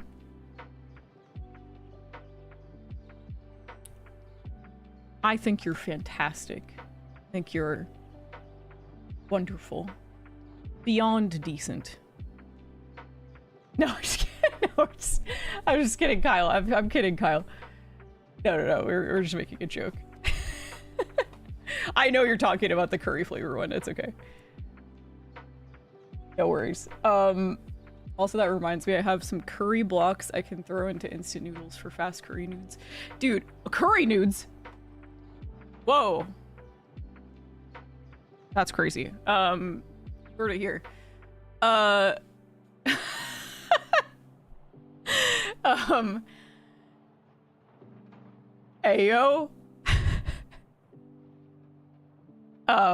Anyway, I kind of want ramen up, but man, I've got vegetables I need to eat though. I mean, I could put the vegetables in the instant ramen. That's always an option. I miss making, God, what was that kind that I used to make with the one slice of American cheese? I know that sounds fucking crazy, but like the way that it melts with an egg and then the green onion and everything and the noodles. Oh my god. Oh my god, it was divine. American cheese is not even real cheese, but you know. Wait, okay. Weird. Okay, this says my stream is working on YouTube. What the fuck? Okay, maybe there's just a bug that like says it's not working when it actually is. Because I can see myself. I can see the thumbnail. It says I'm live and 2 people are watching. Your YouTube streams have been fine. Yeah, no, I mean normally they are. It just said that it failed but also succeeded. So I was like, well, which is it? You know. Hello, Tomas. How are you? Anyway, I think I guess it's fine then. I don't know. I mean, I did just update OBS a couple days ago, so I wonder if maybe I need to. But I mean, I guess that means the API is fine. It must be. Weird. I don't know. Probably just a little glitch then.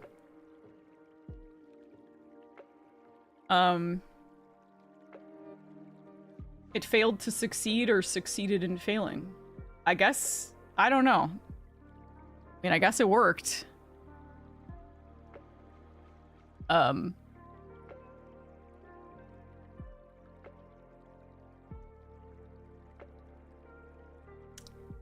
We failed upwards, I guess, so. Welcome back, Timber. In Canada, in Canada land, we call American cheese orange cheddar. Yeah, it just... I don't know.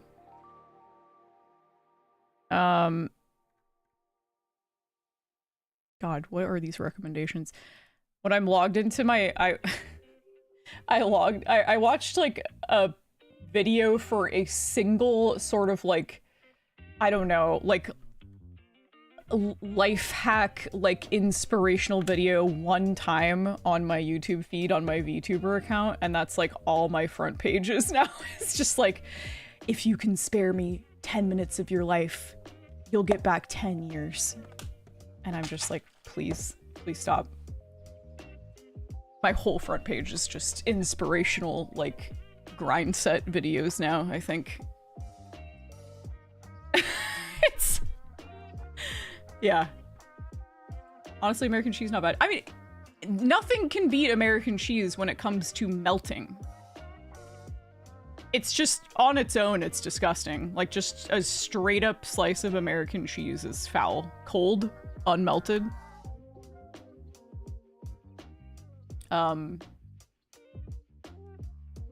But that probably comes from the same place of me that enjoys ketchup and tomato soup. Whoa. You said that tomato soup does not have enough tomato and you put ketchup in it? Interesting. You like just cold American cheese, huh? You're one of those people? Wait, oh. Oh, you're saying, like... Well, I love ketchup. What's wrong with ketchup and tomato soup separately? I thought you were saying that you enjoy having ketchup with your tomato soup, and I was like, alright, that's crazy. I just wanted to swing in and say, hey, hope you all have a good week. You too, Plague, thanks for saying hello. You have a good week, too.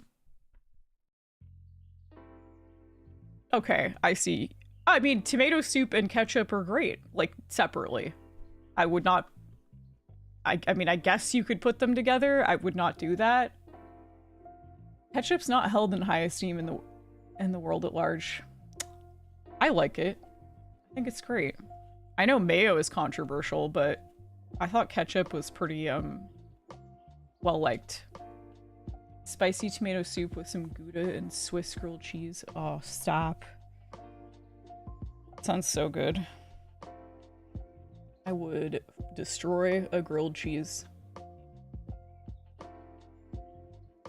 What, I'm sorry, what, Zirdan?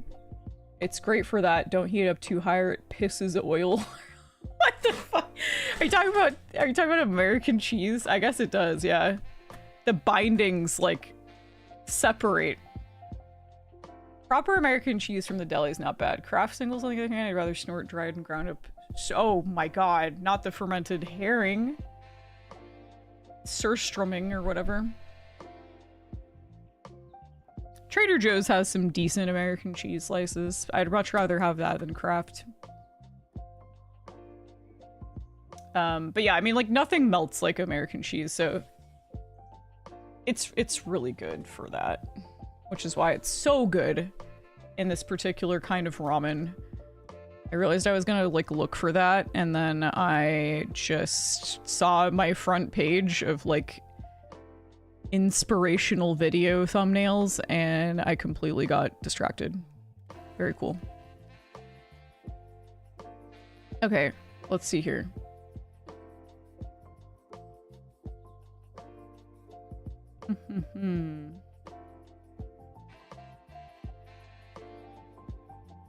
Have you seen the Samyang noodle with cream cheese recipe? I heard it's really good. Oh, fuck. That sounds actually delicious to me.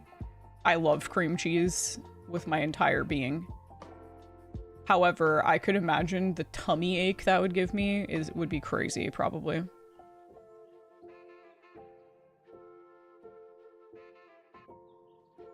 Let's see.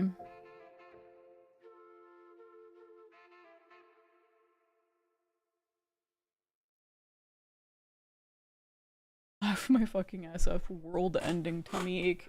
Super Saiyan 2 shits. Yeah.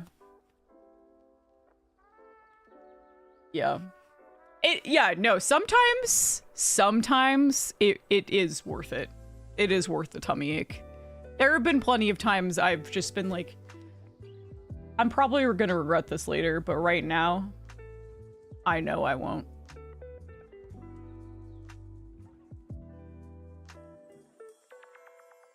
Let's see here. It was called, let's see. I think Emmy made. Oh, Kujirai Ramen. There it is. Here. Okay. Let me... Sorry, that was the video playing. I'm gonna put this in the chat. If you ever want to try it for yourself. It uses... I used the same... I've used different instant ramen packs before, but the one she uses is my favorite for it. Which is the just regular straight up Samyang ramen. It's not the bulldog kind, it's just Samyang ramen in an orange packet. And that's my favorite one I've used it with. But it is so fucking good. I encourage you to make it sometime.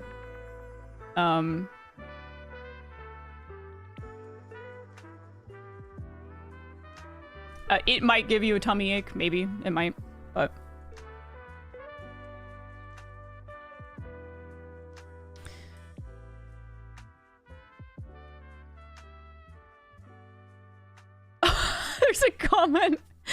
There's a comment of somebody saying, I'm pregnant and it's 11 p.m. and I want a bowl of Samyang spicy chicken ramen. So as I watched this, I texted my husband who's downstairs and he brought me a bowl along with like 7 Tums. That's true love. That's really good. That's a good husband right there. I know you're gonna have a diabolical tummy ache with this bowl of delicious ramen, so here's 7 Tums with your bowl of ramen. 7 Tums for dessert. Some of you may get tummy aches, but that's a risk I'm willing to take. It is. There was a time when I got an amazing quad cheese pizza with some spicy honey, definitely worth the 4 hours fighting for my life early in the morning. That sounds delicious. That sounds delicious. Yeah. I could also see how that would... I mean... yeah, last time I threw up... Which, to be fair, was not the ramen's fault. It was definitely the alcohol and ramen combo that really did it. It was, I've learned you don't have a meal with, a bunch of liquid right before drinking. Not a good idea. That's for the hangover the next day. That's not for the night of drinking. Only one time. No, I mean, I've thrown up, like, from drinking 3 times, I think. 3 or 4 times, maybe. So I can count on one hand, thankfully, but this was the most recent time, and God, it is like such delicious ramen, but I was like, I'm gonna have to not look at this ramen for a few months, probably. Like, I can't, it's too soon. It was spicy as well, so yeah, it wasn't very fun. We call that the Exorcist special. Dude, I had never made that mistake before of having a like just a liquid-based food before drinking, and my sister's wife was like, she was like, I feel like you're making all the drinking mistakes I made in college, but like in your 30s. And I was like, I guess so. I didn't go to like regular college, so I never had that experience. And I've never been a huge partier, so I just didn't really experience it until later in life, I guess. But I'm also terrified of throwing up though, so I do everything I can to avoid it.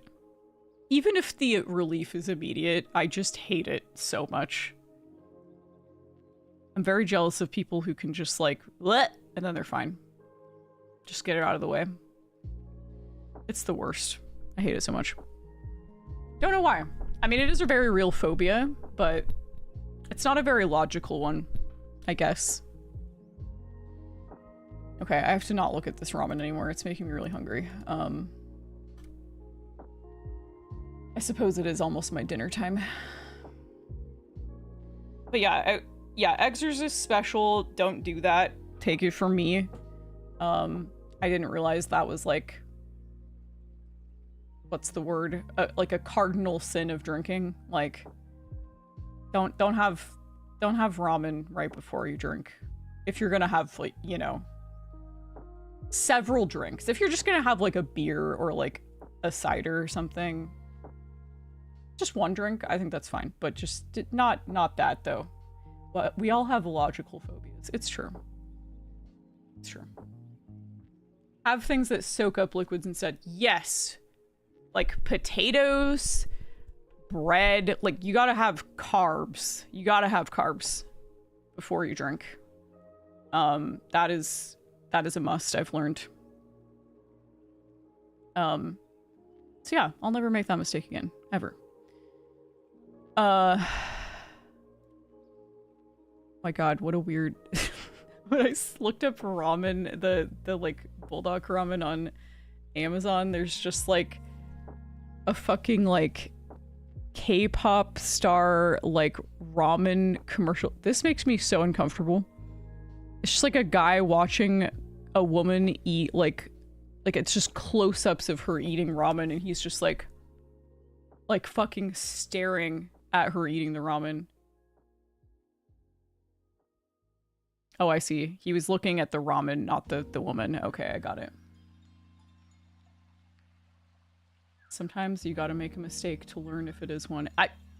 That's very real. That's very true. I don't know. I had never heard that before, but it does make sense. It does make sense. Simply choose not to drink. That's fair. I mean, it's not good for you. It is quite literally poison. I have no delusions about that at all. Even red wine, it's like the antioxidants in red wine are it's like not, there's not enough pros versus cons to make it worth it. And I don't even drink red wine because it gives me a headache, so. Proudly alcohol-free myself. That's great. I think that's awesome. I encourage it, quite frankly. It's like, I'm not... I don't know. I hate, like... One thing I will say is I absolutely just... I've never been a person that, likes to drink to the point of like losing control. Like that I do not like, and I don't know how people like comfortably do that. Like, because I don't know, like just once you're like no longer in control of your emotions and things like that, that's really scary to me. I don't like that, but yeah, I mean, it's not good for you. I definitely need to come off the alcohol. Gaining weight. Yeah, that is the other thing is, oof, it is not. If you're trying to watch your weight, it's one of the first things that should go, honestly. Lasting damage from drinking like that too. Oh, absolutely. Yeah.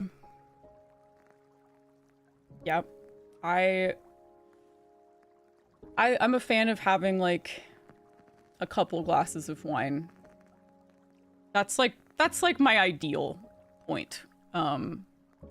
It's just like sharing some wine, some white wine, some Prosecco with a friend, and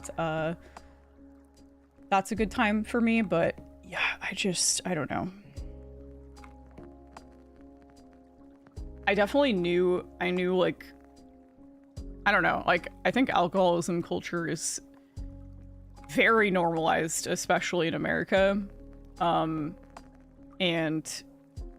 I just like, I knew so many people like growing up that were just like drinking so much when they'd go out and party, like all the time. And it's just like very dangerous to do that. I mean, I guess hopefully they stopped while they were like in their, you know, early 20s, but like drinking to that point, it was very romanticized for a while too. Yes. Sometimes you get a hot lesbian feeding you shots in the club and you can't help yourself. Are you referencing something? Dude, that was, yeah, no, that was crazy. You know what the wild thing about that was? I'm assuming you're talking about the story of one of those few times where I was like that. I'm attempting to. Yes, that was one of the few times that I did experience like just not really feeling in control, and I did not like it. And I also don't like, for me, it's like when you're not remembering all of everything, that's really scary. I want to remember the night I had. Like, no thank you. I don't want the memory loss. That's really scary to me, but the crazy thing is that lady just had like mad riz. I was not attracted to her. It just was like, I don't know. She was just very confident. I don't know. Ray and I have both talked about this, and I was just like, she just like had a lot of riz. I don't know.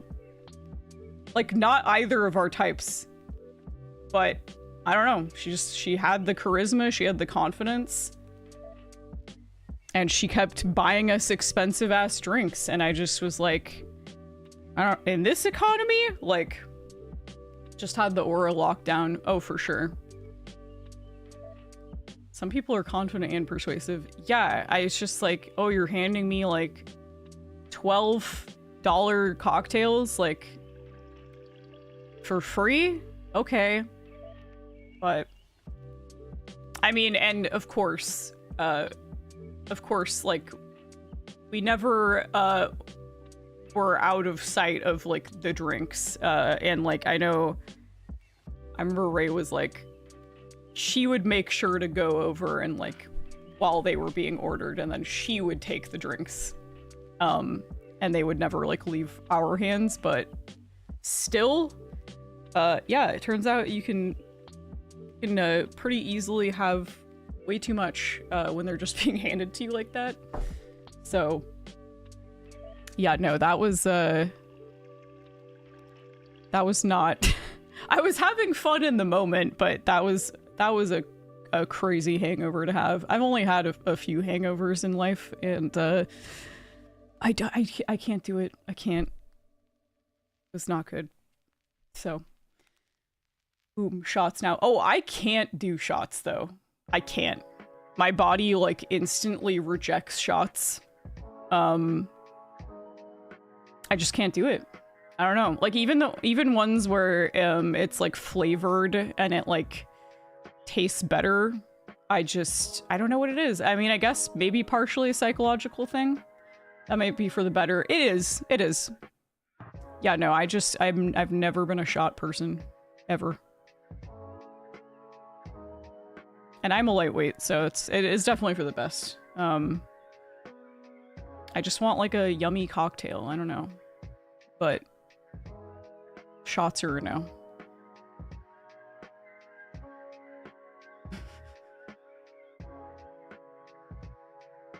Oh, not that song.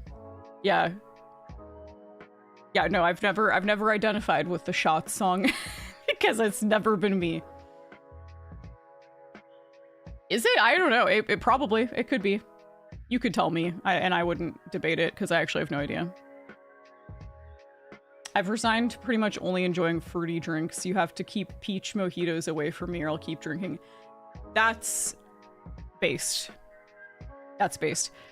Yeah, it's like, sorry, I don't want to... I just don't want to, like, subject myself to drinking paint thinner. That's not fun. Why would I do that? Like, I could have a delicious cocktail, and enjoy it over a longer period of time, and have the buzz. I just would rather have that. I don't know. It's like... And I am all for dudes being very confident in ordering fruity drinks. Fellas, it's okay. You don't have to have that disgusting IPA. AKA, it's piss, actually. That's what it stands for. You can have a fruity drink. Just do it. It's okay. You don't have to suffer. Ever since I read somebody say that that IPA stands for it's piss, actually, it's my favorite. It's my favorite.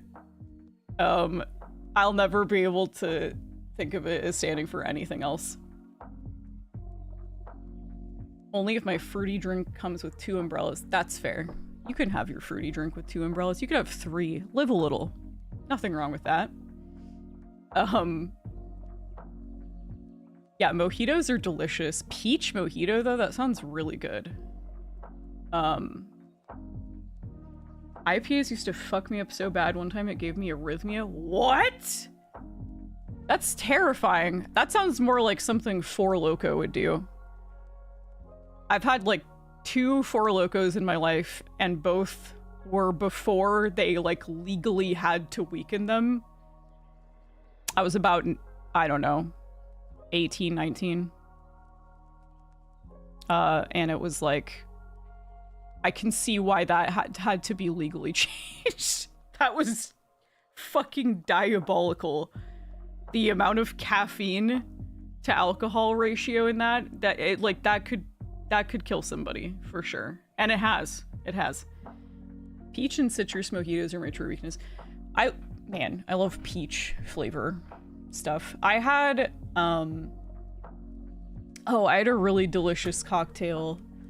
There is a bar in Portland that I recommend if you're ever here, called Pink Rabbit Club. Or is it just Pink Rabbit? Okay, it's just Pink Rabbit. They also have delicious food. They've got this reverse buffalo cauliflower that's like crispy fried cauliflower, and oh my god, it's so fucking good. What was it called? They have... It was... Oh, yeah, okay. I had this cocktail like a weekend ago before the show we went to called Internet Famous. It's vodka, guava, oolong, lemon, and egg whites. And they're like frothed, and it was in a little champagne glass, and it was so good. Oh my god, it's fucking delicious. It was like real guava too. Tivana used to have a peach mandarin oolong tea. Man, I was really sad to learn that Teavana like no longer exists. 'Cause they did have this one tea blend that was like that I really liked. And same, we had yeah, we did too. I think there just like wasn't, I don't know. I guess I don't know if they just like opened too many stores or what, but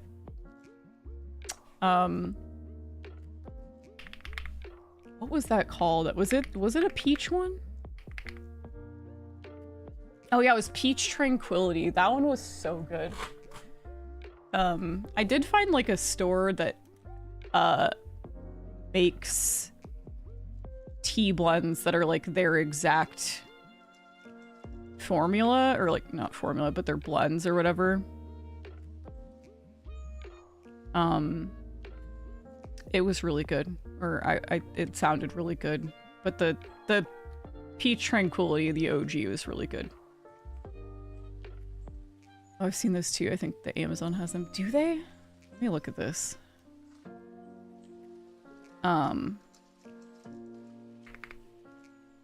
Peach Tranquility. I mean, I don't know. Like, I guess there's probably still people selling the actual ones, but like, they've got to be kind of stale by now, right?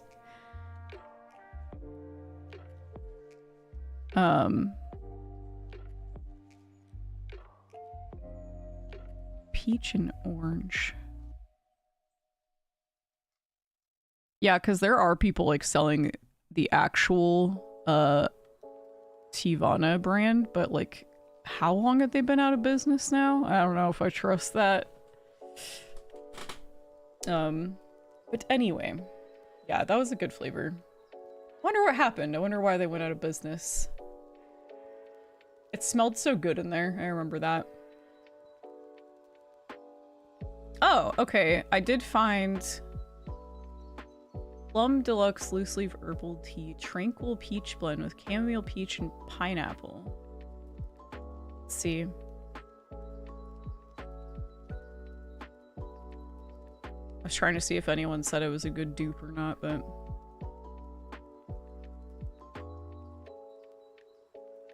I think it was too many actual stores. Yeah, they probably should have just stuck to online. It's a shame.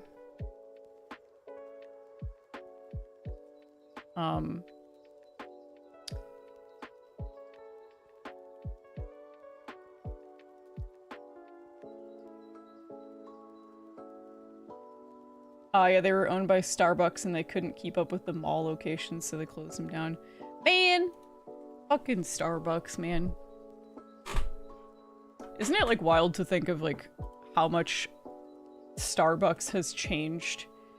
Like, do you remember when I was, like, watching a video on, like, the death of the third place, the concept of the third place, and it's, like, how there's not really, like, a third place for people to meet up for, like, at anymore. That's, like, a chain, you know, that's, like, everywhere.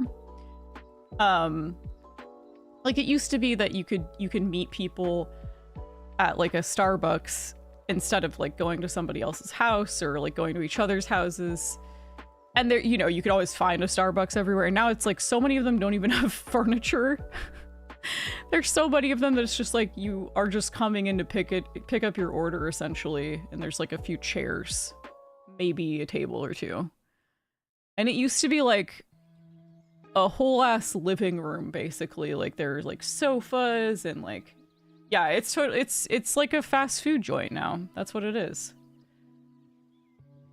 Just a place to hang out on the weekends or after work in between events and just sit around and relax. And yeah, it's like they don't want you to stick around anymore. They want you to get your coffee and get the fuck out.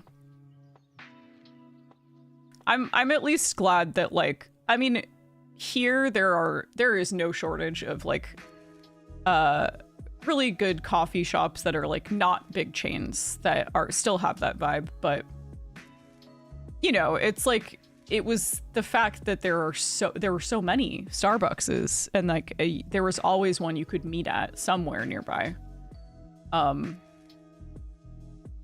Yeah. You need to bring that shit back, learn to slow down again. I agree. Well, I remember like being a teenager, and that was like one of the few places, you know, you and your friends could come and like hang out for hours and like no one cares, because that's like what it's for, you know? It's like people come to like work or hang out or whatever. And yeah, there's like a severe lack of third places for especially like people that are under 21 to like hang out at, I feel. When you restart your whole laptop and it auto launches dev, I'm in your walls. I'm in your laptop. You can't get rid of me. Unless you just close the tab, I guess. Yeah, I missed that. But yeah, there was like, I was watching it was like an old Starbucks commercial, and it was literally just a shot of like a lounge chair, like an, you know, like a big comfy coffee shop chair, and it was like just a shot of the chair and then like all of the different people, like kinds of people and ages of people like coming and hanging out at the chair. And I was like, man, I miss, those were simpler times. It was like from, I don't know, probably very early 2000s, late 90s or something, but Dev, stop making me update Windows. I wouldn't make you do that.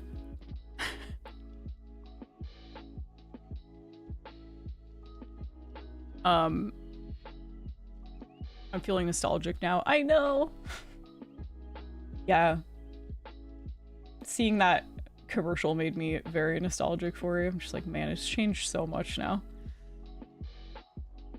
I guess there are like some locations that I've seen that do still have some furniture, but they don't have like the comfy furniture anymore. It's just like tables and chairs and that's it. And that's if you're lucky. Some of them, like I said, have like nothing. Got some, like a couple chairs for like waiting, but yeah. I think it's a mistake. I think that, I don't know, if they're smart, they'll like have a revival of that at some point. Should do a stream similar to Emot's retro commercial stream, but it's just late 90s, early 2000s commercials. LOL. The last memorable ones before streaming started to take hold. Yeah. I did do that one, I think, as... What did I do? Was that when I was VTubing, or was that when I was like gift tubing? Or maybe it was when I was even further back when I was on camera. I'm trying to remember. We did do like one time of like old commercials and stuff. Could invite a guest or two. That'd be fun. Let's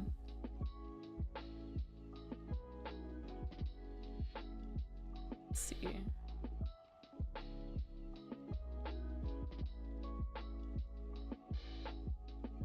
Yeah, that'd be fun. I need to like find some that I haven't, some playlists I have not seen before. There's that one V2 Reviscere. She'd be good joining you. Oh, her? Yes, no, she would. I know she would do it in a heartbeat too. We do for real want to plan a repo stream in the next couple weeks. Viscera sounds kind of neat. Yeah, she's pretty cool. I don't know if you've heard of her, but she's like my best friend. I don't know, maybe you've heard of her. I don't know. Pretty cool. Yeah, repo it is really fun. I'm really bad at it though. Like I need to get better. It's hard. It's hard. It's like there's a lot of monsters and you have to like learn how to navigate them, and there are 20 player mods for repo now. Get us in there, Deb. Holy shit. Yeah. It's really fun. It's hard though. I keep dying like immediately. which I guess isn't that different from Lethal Company, but I was getting the hang of Lethal Company for the most part, except for when I would jump over gaps. That was usually what killed me. Repo is such a chaotic game. Hello, Whimsy. It is. I'd love to see a couch co-op stream of Repo. How's that gonna work as VTubers though?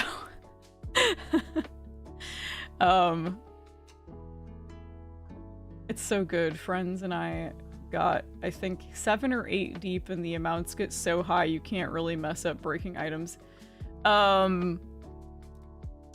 Yeah, no, there was, oh god, there was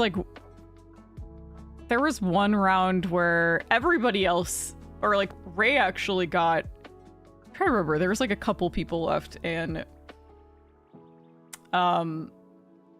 most of us were dead and we're just watching, and it was just like something like fucked all over, like just absolutely nuked, like laser beamed. I think it was that clown thing, and it like laser beamed the whole wheelbarrow of like treasure of the items, and just fucking, and then in this particular instance, you're just watching Ray like completely unaware of the massacre that had just happened.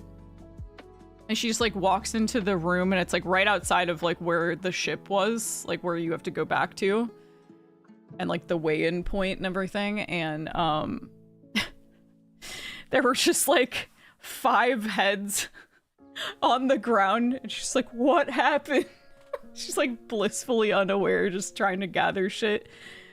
Little did she know there was no possible way that there was enough that she could make back. It destroyed like our entire cart of things. It was such bullshit. Just get Halsey to dress up like Dev and pose for you while you talk. It'd be like the Iron Mouse profile pic that's just Connor, like Sea Dog with an Iron Mouse wig and costume on.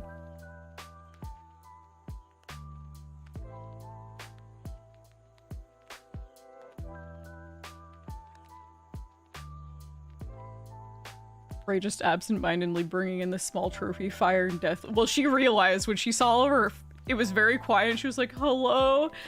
And all of our heads were in the same room, and she was just like, is everyone dead? I love the robot text-to-speech too. It's very goofy. Very good. But anyway, yeah, that'll be really fun. I want to do that. We have too much fun with the tits to speech. Oh, Freudian slip. I was just thinking about when I read that sentence. I was just thinking about how we were putting we would put like boobs and make like the little robot voice say it. The tits to speech. I know. Or just titties. Beepy. It's so goofy, and sometimes the robot voice sounds really like, I don't know how to describe it. Sometimes the voice changes and it sounds like really crunchy in a way, and it's so funny whenever it happens. Oh, and then there's like that, I don't know what it is, but there's a monster that like attaches itself to your face. It's just puking constantly. It's like a little fish thing, like a tadpole. And if it like infects you or like attaches to your face, then you're just spewing green puke everywhere. And it changes, it makes your voice really deep, and it was so funny every time that would happen. Yes, it does change your voice. It's so funny. Yeah, I did read that you can use it as a weapon, albeit a somewhat unreliable one, because you're also like potentially going to destroy the shit that you're holding, so you really can't, while it's attached to your face, you really can't be picking anything up because you're just going to like puke on it and destroy it. I hold the hourglass and I just belly laugh and it makes me sound demonic. I don't think I've found that one yet. I didn't realize that it did that. But anyway, yeah.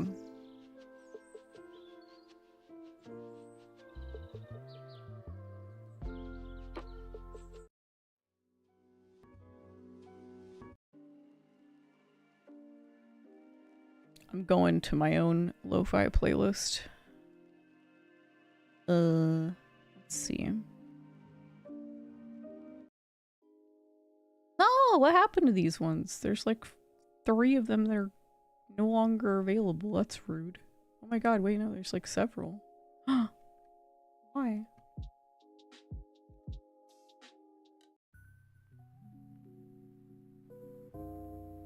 Anyway. Oh, I ate them, sorry. Oh, okay. You're excused. Sometimes you get a little hungry, it's fine.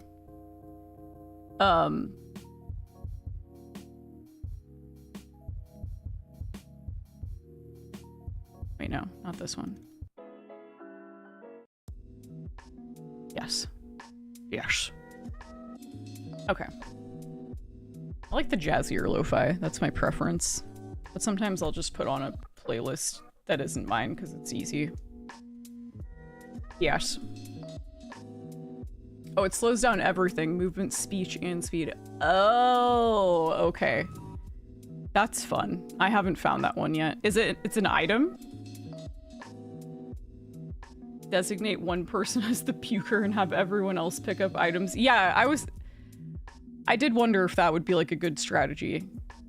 I guess you just have to keep your distance from the puker so that they're not anywhere near the items. Oh, it's a giant hourglass. Oh, okay. It's a big glowing hourglass, definitely a team carry. Yeah, those ones are really stressful. Especially having to like rotate them and put them in the cart. And then like... Dude, the fucking alien keeps fucking me up every time. I hate that guy. I always get beamed up by that fucking alien and then he explodes me into a million pieces. The skull, fuck the skull. Okay, I don't... Was it a skull? There's one that's a giant floating head and it's very weak apparently, but oh my god, it's scary. I came across that and it killed me. I panicked too much to even think about like yeeting myself at it. Seen the bipedal beam monster fuck people up? Which is that the alien? Hang on. Repo monsters. There's a lot. There's a lot. Okay, so the fuck is that? Oh yeah, there's the baby-faced Slender Man. I hate that one. I hate that eye one. That one sucks. Oh yeah, massive floating head. It looks skull-ish. Oh god, the Rugrat. The clown, man. Yeah, okay, so there's... Oh, I guess they call it like a floating mentalist or whatever, but I just call it the alien. Oh yeah, okay, it's like a frog, clown thing. Yeah, that thing is... I hate it. That thing has killed our teams, multiple times. The alien Zenyatta. Yeah, that. Y'all have a beautiful day or night. Have an awesome stream, Miss Devora. Thank you so much, Hex. Have a great night. Happy rest of your Sunday to you.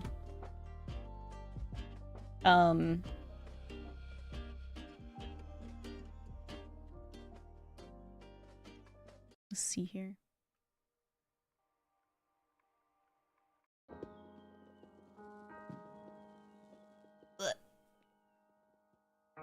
I'm getting hungry.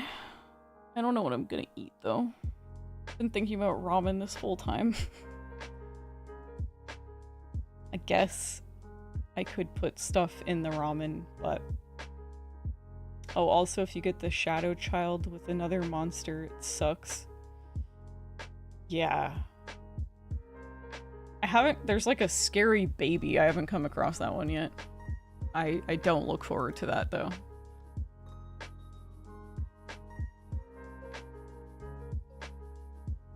Oh, wow. Got an ad break coming up. Okay. Let's do a ad break.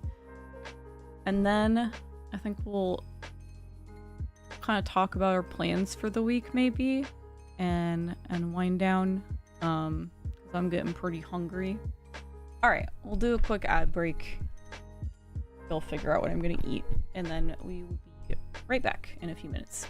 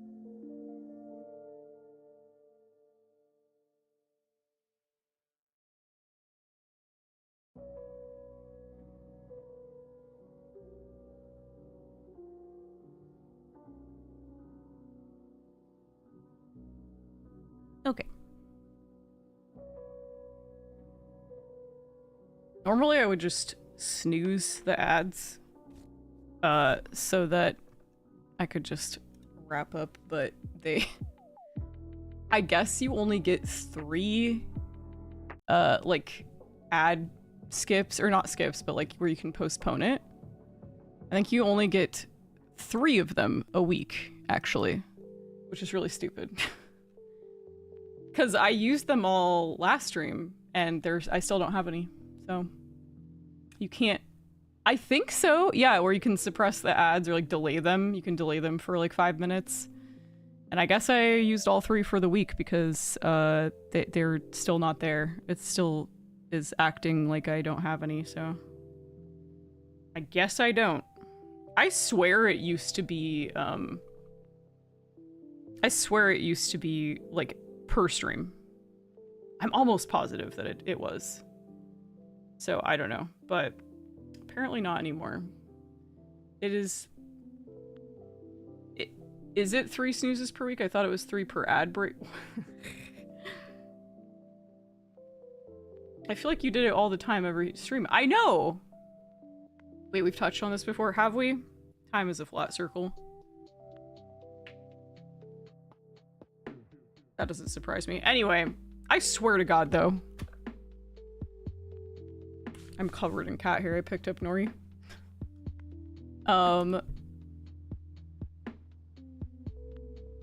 How do I even word this search? How many snooze ads Twitch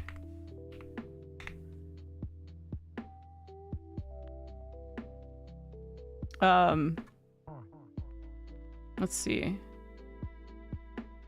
per week?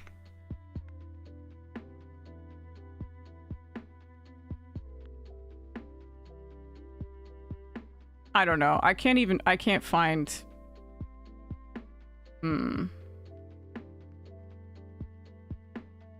Yeah, I don't know.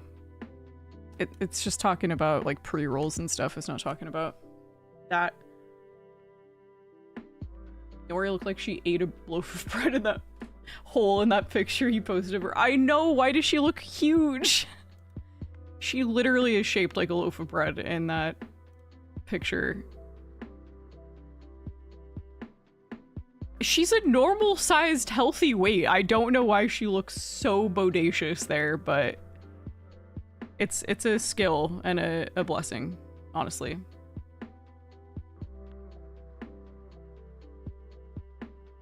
It's like when she sits up, she's just completely normal shaped, and then when she gets real small, she becomes a sphere, and I don't know how she does it, but I'm so glad that she does. Also, hello, Brooke. How are you?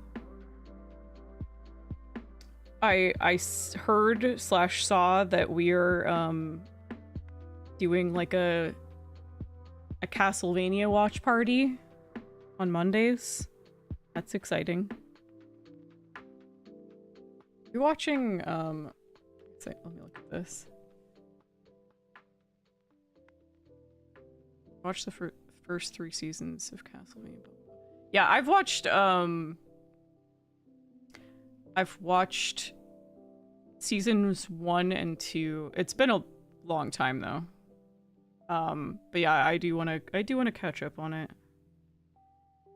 Heard very good things, so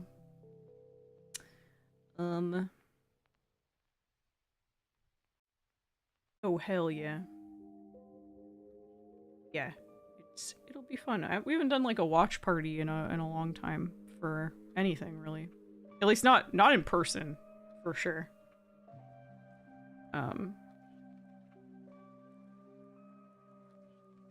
By the way, Brooke, have you seen the first Smile movie? Because I haven't watched the whole thing. I've seen bits and pieces of it, but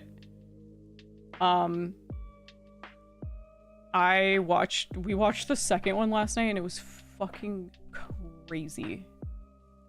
Like, it was actually really good.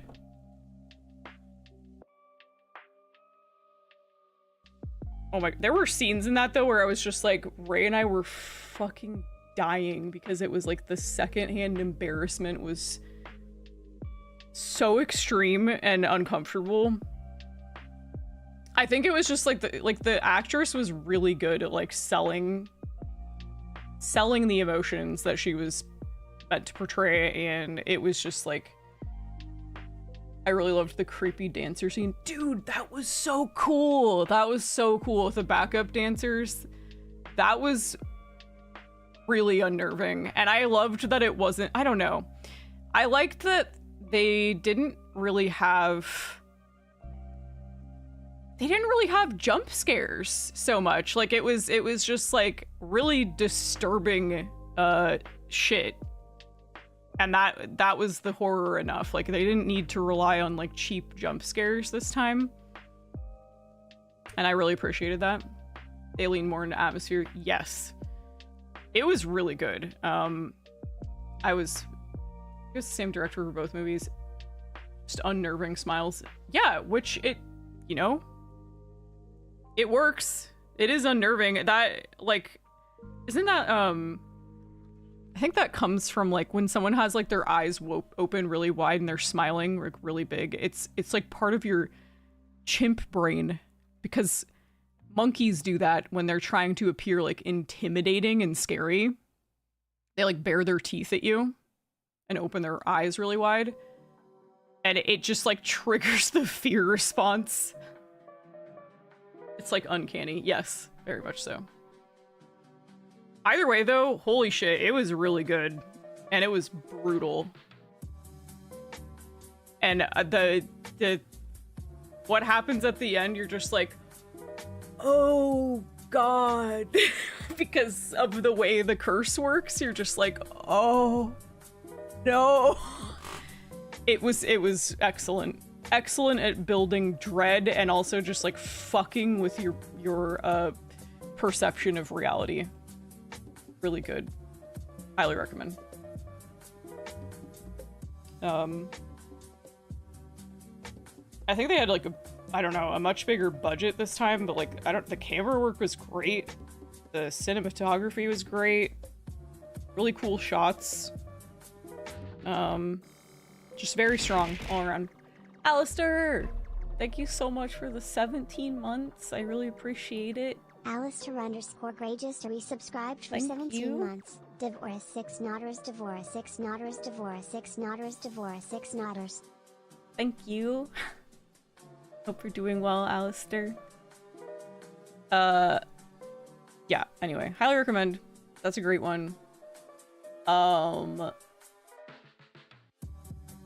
There was another one that we talked about on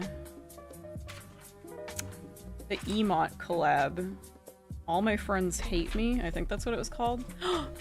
Tim, what the fuck? Thank you so much. Team just gifted 3 subs. What? Thank you so much for the 3 gifties, Small Moves. Thank you, Tim. I really appreciate it. So much. Eat delicious morsels. Yum yum yum. Gifties. I would point my hand right now if I could. You're doing well, Tim, by the way. I am doing pretty well. Got a busy week ahead, but you know, making it work.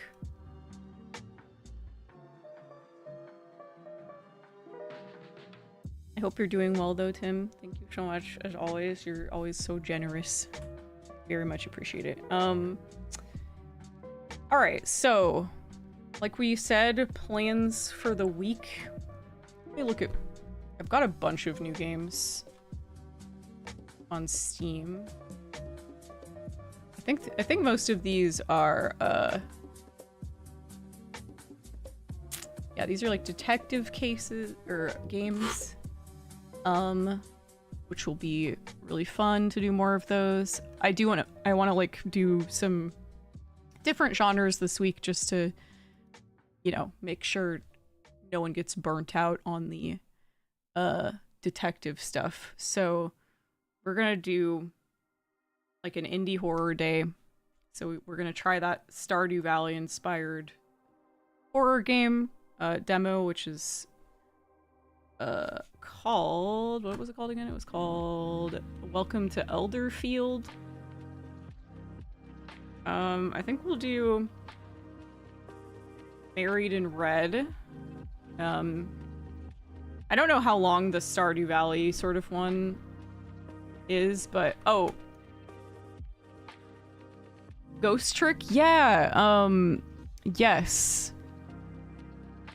That was gifted to me. So I was gifted, let me see here. Where the fuck did I just see this? Ah! I was just gifted, No Case Should Remain Unsolved. That was, so I bought this one, actually, but this was suggested by Curry. This one had really good reviews. Yeah, overwhelmingly positive. Released, oh, last year, actually. I can't believe I've never heard of this. Anyway, and then, yeah, it's you. Oh, yeah. The one that the other one that Gentle gifted also showed up, finally. I got notified of it in my email. I don't think okay, finally. Yeah, it's showing up here. The Somnium Files, which this looks really cool. It's a sci-fi murder mystery. That looks really cool. The horror farming sim sounds interesting. Yeah, I still hope that, what was it? Why do I keep wanting to call it What We Do in the Shadows. No, that's the vampire show. It's something about shadows. What the fuck is that demo called? We Harvest Shadows. There it is. We Harvest Shadows. I really, despite like the, you know, some to be expected early, you know, alpha bugs and stuff, I really enjoyed that. I hope that I hope that guy actually ends up releasing the whole game. It seemed like he was reading in the game, because there was like an excerpt from the game dev, and it seemed like he was not sure if he was going to, he was like, he said if the reception wasn't, like, there wasn't really hype around it, that he was kind of just gonna give up, because he said, I think that he's like tried to make a lot of games before and they just didn't end up working out. So, but I would like to see that, because I think the idea of like a horror farming sim is really cool. So I'm glad this game is doing it too, but with like a Stardew Valley twist. Ghost Trick is from the 3DS era from 2010, so it might not have reached as many Ghost Trick I'm not sure, but No Case Should Remain Unsolved. This one is from, that one's from last year. Yeah, Ghost Trick. Oh, it's a Capcom game. Cool. So anyway, that one looks cool. I guess I will add... Oh yeah, and then there's Deadly Premonition, which I know this is... I remember watching... God, who the fuck was it? I watched someone do a playthrough a really long time ago, so I don't even know if I finished it, so... I don't remember much about it, but I remember there being some like batshit insane stuff in it that was really funny. So I think that would be really funny too. I think Deadly Premonition could be fun, just strictly from the standpoint that I don't think it's meant to really be taken seriously at all. Deadly Premonition is good and jank. That could be a fun one. It's also a very different flavor of detective game. What would you even consider this? Is this like... It's like We Harvest Shadows last update was January and they added a fishing system. Oh, that's a good sign then. That means that there's progress on it. Okay, all reviews is mixed. Recent reviews is mostly positive.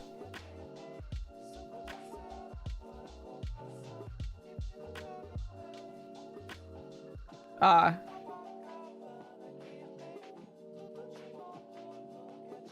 Okay, what? This is what the fuck? Okay, this is recommended. So it's a thumbs up, this review. Twin Peaks-esque kind of game. Yeah, that's what I've heard. I do remember getting that vibe from it. So it says, oh, I bet this means, so out of box, OOB. This game sucks and no shot it's getting fixed. You need to look up guides on a bunch of issues and mods to fix it into a semi-playable state. And even then, you'll still be getting a mixed bag of an experience. So really, it should be a skip, right? Despite all this nonsense, I played this game 3 times, with the last one being a completion run. So it has some kind of hold on me. It's one of those games that if it clicks with you, it really clicks with you to a point that you'll find yourself randomly thinking about it once every few years. Very fun B game and does live up to the title of a cult classic, but the biggest issues of this game is the constant crashes that occur and need to be directly fixed, or need to be direly fixed through an update, or else the game is just broken and at times unplayable.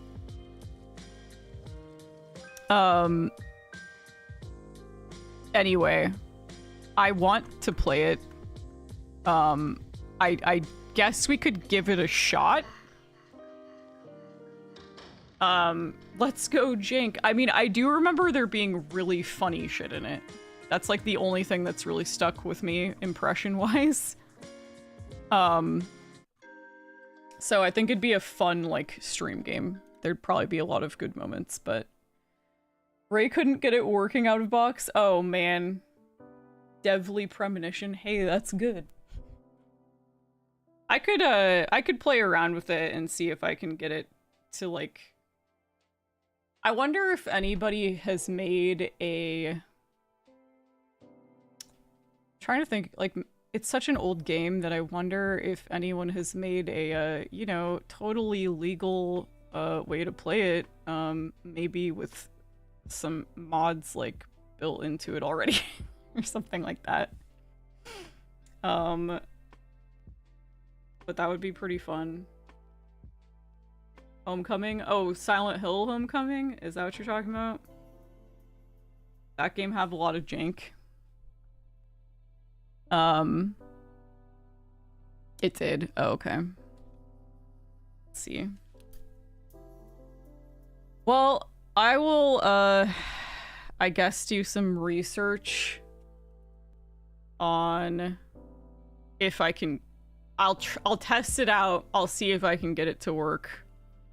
And I guess I'll do research on what exactly I need to do. I mean, it sounds like even with mods and stuff, there's still gonna be issues at times. But you know, you could try it. I guess I won't, like, I'm not gonna commit to that because that could take some time to research and, like, make sure I've got my ducks in a row to minimize, you know, the jank.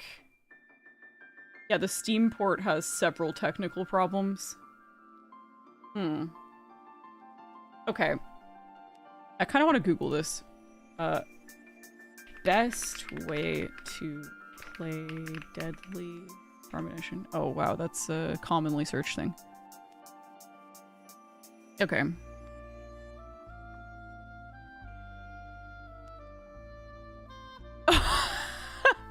Wait. Okay. So, someone asked on the Deadly Premonition subreddit a year ago, best way to play? Question mark. I hear the Steam version is pretty messed up. Does the GOG.com version work? I don't know what that is. I saw they have... Ah! Hello, Tavarius. How are you? I saw that they have... What an abbreviation Deadly Premonition is. Wow. I saw that they had DP and DP Director's Cut. That's crazy. That's a crazy abbreviation. I also own a Switch, but my wife is hogging it at the moment. Also, is there a reason to play the non-Director's Cut over the Director's Cut? Thanks. This person said, I've never played either on Switch, but I've heard bad things, especially when it comes to frame rate. Apparently the Xbox One was the best version. Okay, well that's not. But I'd be interested to know, like I said, maybe there's like, you know, a totally legal, legit way to play it that maybe has some, okay, assuming the GOG version is the same as the Steam version, you'll likely have a bad time. The PC ports are the most broken and infuriating, even if you try to emulate a console. Oh. Yeah, Xbox... This person says the Xbox 360 version is the best release all around. Absolutely do not play the PC version. It's broken beyond belief. Switch version is playable. It has terribly compressed audio, so it sounds pretty shit. Uh-oh. Uh-oh.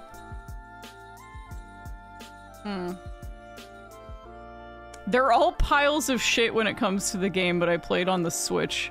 Had like 2 drastic problems, but I fixed it. Just expect the game to be a mess whatever way you play. Yeah, the Steam version is, yeah. Oof. Oof. It takes so much work to play the PC version, and even then it can still crash and burn. That'd be really frustrating too. To get like pretty far and then it like doesn't fucking save or something. Ugh. Ugh. Huh. Okay, well. I don't know. Is it even worth trying? Like, there's so many people saying, like, it's like, this is the worst port. Like, it's... Today's episode, chat by Dev360. God. Well, I'm really sorry, but I got a jet. I need to eat dinner. Sincerely hope you're all doing well. Thank you so much for coming, Tim. I really appreciate the gifties, and no worries. No need to apologize. I'm about to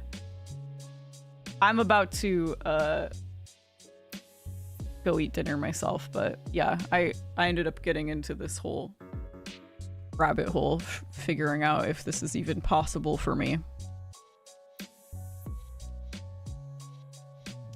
Ray couldn't get it to work. Okay. Oh, wow. Okay. Okay. So it's literally $1.24 right now. So, okay, I'll at least feel not so bad because Gentle bought it for me. Thanks, Space Gentle. I'm glad it wasn't extremely expensive or anything. Thank God. It's dirt cheap when it goes on sale. Yeah. I'm just trying to figure out, like, can I even, like, I mean, I guess what else do you even buy with $1.20? I can try to get it to run. I have a feeling it's not gonna work. If Ray can't fucking run it, I don't think it's gonna happen. I can just mail you my 360. God's knows I barely use it anymore. That's very kind, but like, where the fuck am I gonna put that? Where am I gonna put that? I guess I could just send it back to you afterwards, but yeah. I do appreciate the offer, that's very sweet. And we're just gonna sleep on it. I know, as if she doesn't have about, you know, 6 beds already. Exactly. Just another spot for Nori. We all know the 360 is big enough for that, for sure. I had the perfect size for her, actually. Well, interesting. I'll have to look into it. I'll ask Ray in voice chat tonight. I'm gonna ask her about it. But yeah, she's got a much... I don't know when she tried to play this, but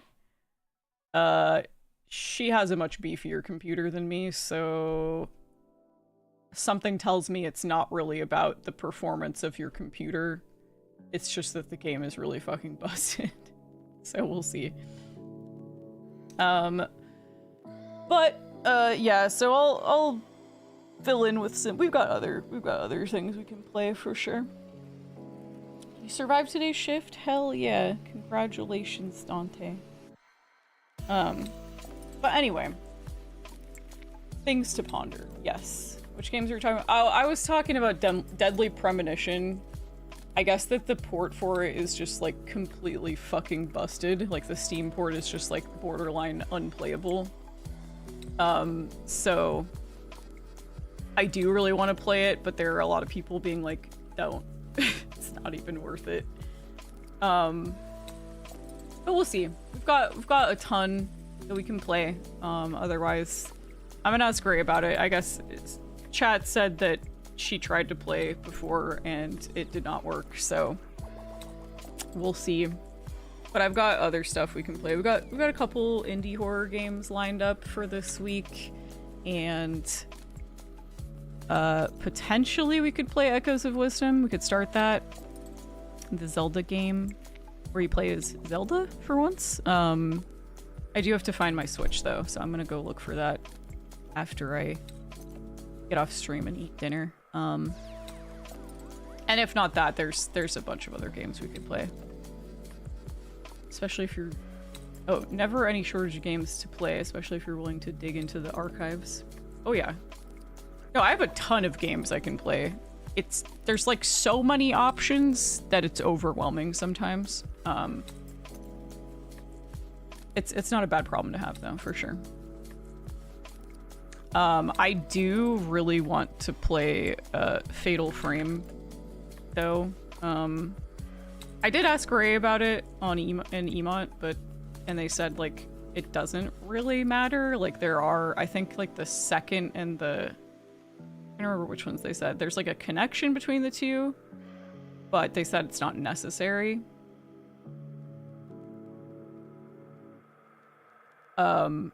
So we'll see. We'll see. I don't really particularly care about playing them in order, but I know she's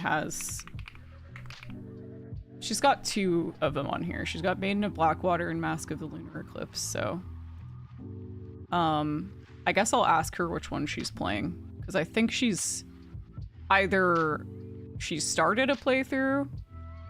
She's on 3 at the moment. Which one is that? Is it just called Fatal Frame 3? Okay. These are her copies, because this is our like shared Steam library, so I just want to make sure I don't start I don't want to start anything that she could potentially blaze through and then she wants to play it immediately, especially because it's her copy. The Tormented? Okay, that's not either of these. I guess I'll ask her. She gave up on one because she either got soft-locked or it was too difficult. Okay. She's emulating. Oh, okay, gotcha. Okay. Yeah, I don't care super a lot about playing them in order personally. I just think they'd be neat to play, but I'll ask her about it. Well, okay, we've got some options for the week. I will consult her expertise and opinion, and then I will, I'm gonna get my schedule out tonight or tomorrow morning. By all means play the one that sparks joy. Okay. They seem like, it seems like I'm gonna have a good time regardless, as long as I don't have like too many technical issues, so I'm fine with whatever. So yeah. Well, I'm hungry as fuck, so I'm gonna go air fry some broccoli. But thank you guys for hanging out today. It was a nice chill time. I had a good chill Sunday with you guys, and stream gang, hit the showers, eat well. Thank you. Thanks for streaming. Of course. We did it. 3 stream week. Yeah, thank you guys. I appreciate it. Let's see. Who is streaming today? I have no idea. Let's see here. Oh shit, Cheems is streaming. Oh! Thank you, Corbin, for the applause. James is streaming Dark Souls 3? Hell yeah. I'm sending you guys over there. Okay. Let's not forget one this time. Thank you everybody. I really appreciate it, and I will see you guys this upcoming week. Good night.